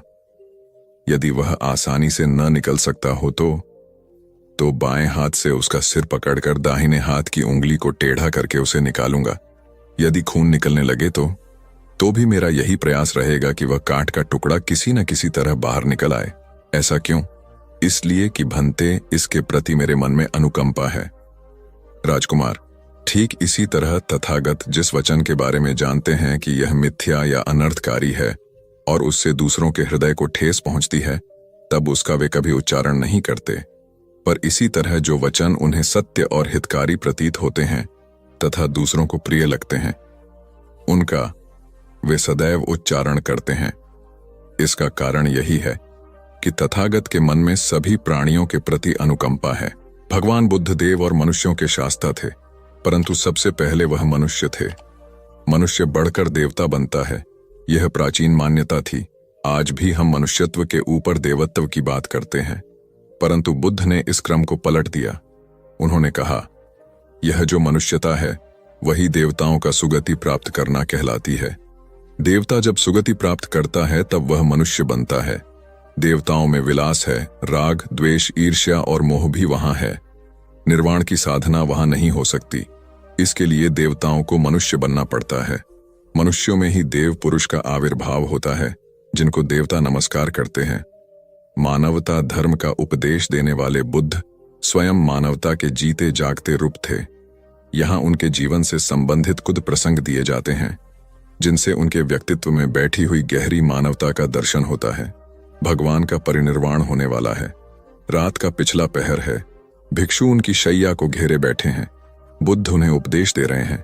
कह रहे हैं, भिक्षुओं, बुद्ध धर्म और संघ के विषय में कुछ शंका हो तो पूछ लो। पीछे मलाल मत करना कि भगवान हमारे सामने थे पर हम उनसे कुछ पूछ न सके। कोई शिष्य नहीं बोलता। भगवान 3 बार कहते हैं, पर कोई भिक्षु कुछ पूछने को नहीं उठता। भगवान को शंका होती है कि कहीं वे उनके गौरव का विचार करके पूछने में संकोच तो नहीं कर रहे। इसलिए वह कहते हैं, शायद भिक्षुओं, तुम मेरे गौरव के कारण नहीं पूछ रहे। जैसे मित्र मित्र से पूछता है, वैसे तुम मुझसे पूछो। बुद्ध अपने शिष्यों की समान भूमिका पर आ जाते हैं। उनकी यह विनम्रता मनुष्य धर्म की आदर भूमि है। बुद्ध ने अपने को भिक्षुओं का कल्याण मित्र कहा है, जो उनकी मानवीय सहृदयता और विनम्रता को सूचित करता है। एक दूसरा दृश्य भी उसी समय का है। चंद करमार पुत्र के यहाँ बुद्ध ने अंतिम भोजन किया था। उसके बाद ही उन्हें खून गिरने की कड़ी बीमारी हो गई थी, जो उनके शरीरांत का कारण बनी। बुद्ध को उसके हृदय का बड़ा ध्यान था। भक्त उपासक को यह अफसोस हो सकता था कि उसका भोजन करके ही भगवान का शरीर छूट गया। इसलिए आखिरी सांस लेने से पहले उन्होंने आनंद को आदेश दिया, आनंद, चंद करमार पुत्र की इस चिंता को दूर करना और कहना, आयुष्मान तूने बद्धा लाभ कमाया कि मेरे भोजन को करके तथागत परिनिर्वाण को प्राप्त हुए। जिसके हृदय में अगाध करुणा थी, वह ऐसा क्यों न कहता। उसने अपने पति के द्वारा बुद्ध के चरणों में प्रणाम अर्पित करवाया। भगवान ने उसे आशीर्वाद देते हुए कहा, कोल्य पुत्री सुप्रवास, सुखी हो जाए, चंगी हो जाए। सुखी और चंगी होकर बिना किसी कष्ट के वह पुत्र प्रसव करे। ब्राह्मणों के साथ भी उनकी पूरी सहानुभूति थी, जैसे कि विश्व के सभी प्राणियों के साथ उनकी पूरी सहानुभूति थी। बावरी नामक ब्राह्मण के एक शिष्य ने जब अपने गुरु की ओर से भगवान के चरणों में प्रणाम निवेदन किया तो भगवान ने आशीर्वाद देते हुए कहा, शिष्यों सहित बावरी ब्राह्मण सुखी हो। माणवक, तुम भी सुखी हो, चिरजीवी हो। बुद्ध के पास छोटा बड़ा जो भी जाता था, वह उससे कहते थे, आओ, तुम्हारा स्वागत है। भगवान अपनी अंतिम यात्रा में पावा और कुसीनारा के बीच जा रहे थे। रास्ते में उन्हें पुक्कुस मल्लपुत्र नामक व्यापारी मिला। उसने उन्हें एक दुशाला भेंट किया, परंतु भगवान उसे अकेले कैसे आड़ते। वह अपने शिष्य आनंद को सम्मानित करना चाहते थे। उन्होंने कहा, पुक्कुस, दुशाले के एक भाग को मुझे ओढ़ा दे, दूसरे को आनंद को। पुक्कुस ने ऐसा ही किया। भूल करने वालों के प्रति भी बुद्ध की अनुकंपा का पार न था। एक बार एक ब्राह्मण ने भगवान को वेरंजा में वर्षावास करने का निमंत्रण दिया। भगवान वहां गए, लेकिन वह ब्राह्मण बहुधंधी था। उसने उनकी कुछ भी सुध बुध नहीं ली। बुद्ध को बड़ा कष्ट हुआ। उन्हें 3 महीने तक कुटा हुआ जौ रोज खाना पड़ रहा, क्योंकि उस समय वेरंजा में अकाल पड़ रहा था और वह भी उनको और उनके शिष्यों को घोड़ों के व्यापारियों से मिलता था। इतना होने पर भी वर्षावास की समाप्ति पर भगवान बुद्ध अन्यत्र जाने से पूर्व वेरंजा जाकर ब्राह्मण को आशीर्वाद देना नहीं भूले। भगवान बुद्ध के जीवन में ऐसी अनंत घटनाएं मिलती हैं। उनमें हमें उनकी मानवता के दर्शन होते हैं। उनके जीवन में कोमलता की पराकाष्ठा थी और उनकी वाणी में अपर्वु माधुर्य था, जो सबको अपनी ओर खींचता था। उनके मुंह से क्रोध भरा शब्द कभी नहीं निकलता था। वह मनुष्य थे, परंतु मनुष्य की दुर्बलताओं से ऊपर उठ चुके थे। उनके व्यक्तित्व में मानवता की शुभ ज्योत्सना धर्म की स्थिति बन। एक राजा ने अपने पुरुषार्थ से राज्य को समृद्ध बना दिया था। राज्य में रण बड़ी सुखी थी, क्योंकि वह प्रत्येक वर्ग के हितों को ध्यान में रखकर काम करता था। जब राजा वृद्ध हुआ तो उसे योग्य उत्तराधिकारी को चिंता सताने लगी, क्योंकि उसे लगता कि योग्य उत्तराधिकारी के बिना सुव्यवस्था अव्यवस्था में बदल जाएगी और प्रजा की परेशानी बढ़ जाएगी। हालांकि राजा का एक बेटा था, किंतु वह अत्यधिक आलसी और कर्महीन था। वह स्वयं को मालिक समझता और शेष सभी को अपना गुलाम। यह अहंकार उसके आचरण में सदैव झलकता था। राजा उसे सुधारने के उद्देश्य से बुद्ध के आश्रम में छोड़ आया। बुद्ध ने अगले ही दिन राजकुमार को आदेश दिया, वत्स, यहां से 5 कोस पर एक जंगल है। तुम वहां जाकर फूलों के कुछ पौधे ले आओ और उन्हें आश्रम के अहाते में लगा दो। यह सुनते ही राजकुमार को बड़ा क्रोध आया, क्योंकि उसने तो आदेश देना ही सीखा था। चूंकि उसके पिता ने बुद्ध को बात मानने को कहा था, इसलिए वह मन मारकर जंगल गया और फूलों के पौधे लाकर आश्रम में लगा दिए। राजकुमार ने उन्हें सींचा और जानवरों से बचाने के लिए उनकी रात दिन रखवाली की। कुछ महीनों में सारा आश्रम भांति भांति के सुंदर फूलों से खिल उठा। राजकुमार अपनी मेहनत का ऐसा फल देखकर बहुत प्रसन्न हुआ। बुद्ध ने उसे शाबाशी देते हुए समझाया, वत्स, याद रखो, जो सोता है उसका भाग्य भी सो जाता है, और जो चलता है उसका भाग्य निरंतर उसके साथ चलता है। अब राजकुमार कर्मठ बन चुका था। राजा को अपना योग्य उत्तराधिकारी मिल गया था। कर्म सफलता की कुंजी है, अतः सदैव कर्मरत रहे। महात्मा गौतम बुद्ध के श्रावस्ती में प्रवचन चल रहे थे। प्रवचन में नित्य ही बड़ी संख्या में लोग आते और विविध महत्वपूर्ण व गंभीर विषयों पर बुद्ध से ज्ञान ग्रहण करते। बुद्ध का शिष्य वर्ग भी काफी विशाल था, जो प्रवचन स्थल की व्यवस्था संभालता और बुद्ध की सेवा में सदैव तत्पर रहता। एक बार रात के समय महात्मा बुद्ध प्रवचन दे रहे थे। सदैव की भांति काफी लोग उनके प्रवचन सुन रहे थे। एक व्यक्ति जो बुद्ध के ठीक सामने बैठा था, बार बार नींद के झोंके ले रहा था। बुद्ध थोड़ी देर तक तो प्रवचन देते रहे, फिर उससे बोले, वत्स, सो रहे हो? उस व्यक्ति ने हड़बड़ाकर कहा, नहीं महात्मा। बुद्ध ने पुनः प्रवचन प्रारंभ किए। वह व्यक्ति फिर ऊँघने लगा। महात्मा ने फिर वही प्रश्न दोहराया और उसने फिर अचकचाकर नहीं महात्मा कहा। ऐसा लगभग 8-10 बार हो गया। कुछ देर बाद बुद्ध ने उससे पूछा, वत्स, जीवित हो? हर बार की तरह इस बार भी उसने कहा, नहीं महात्मा। यह सुनकर उपस्थित श्रोताओं में हंसी की लहर दौड़ गई और वह व्यक्ति पूर्णतः चैतन्य हो गया। तब बुद्ध गंभीर होकर बोले, वत्स, निद्रा में तुम्हारे मुख से सही उत्तर मिल ही गया। जो निद्रा में है वह मृतक समान ही है। महात्मा बुद्ध का संकेत था कि गुरु से ज्ञान ग्रहण करते वक्त सजगता अत्यंत आवश्यक है। गाफिल रहने की स्थिति में ज्ञान की प्राप्ति पूर्ण नहीं होती और अधकचरा ज्ञान सदैव खतरनाक साबित होता है।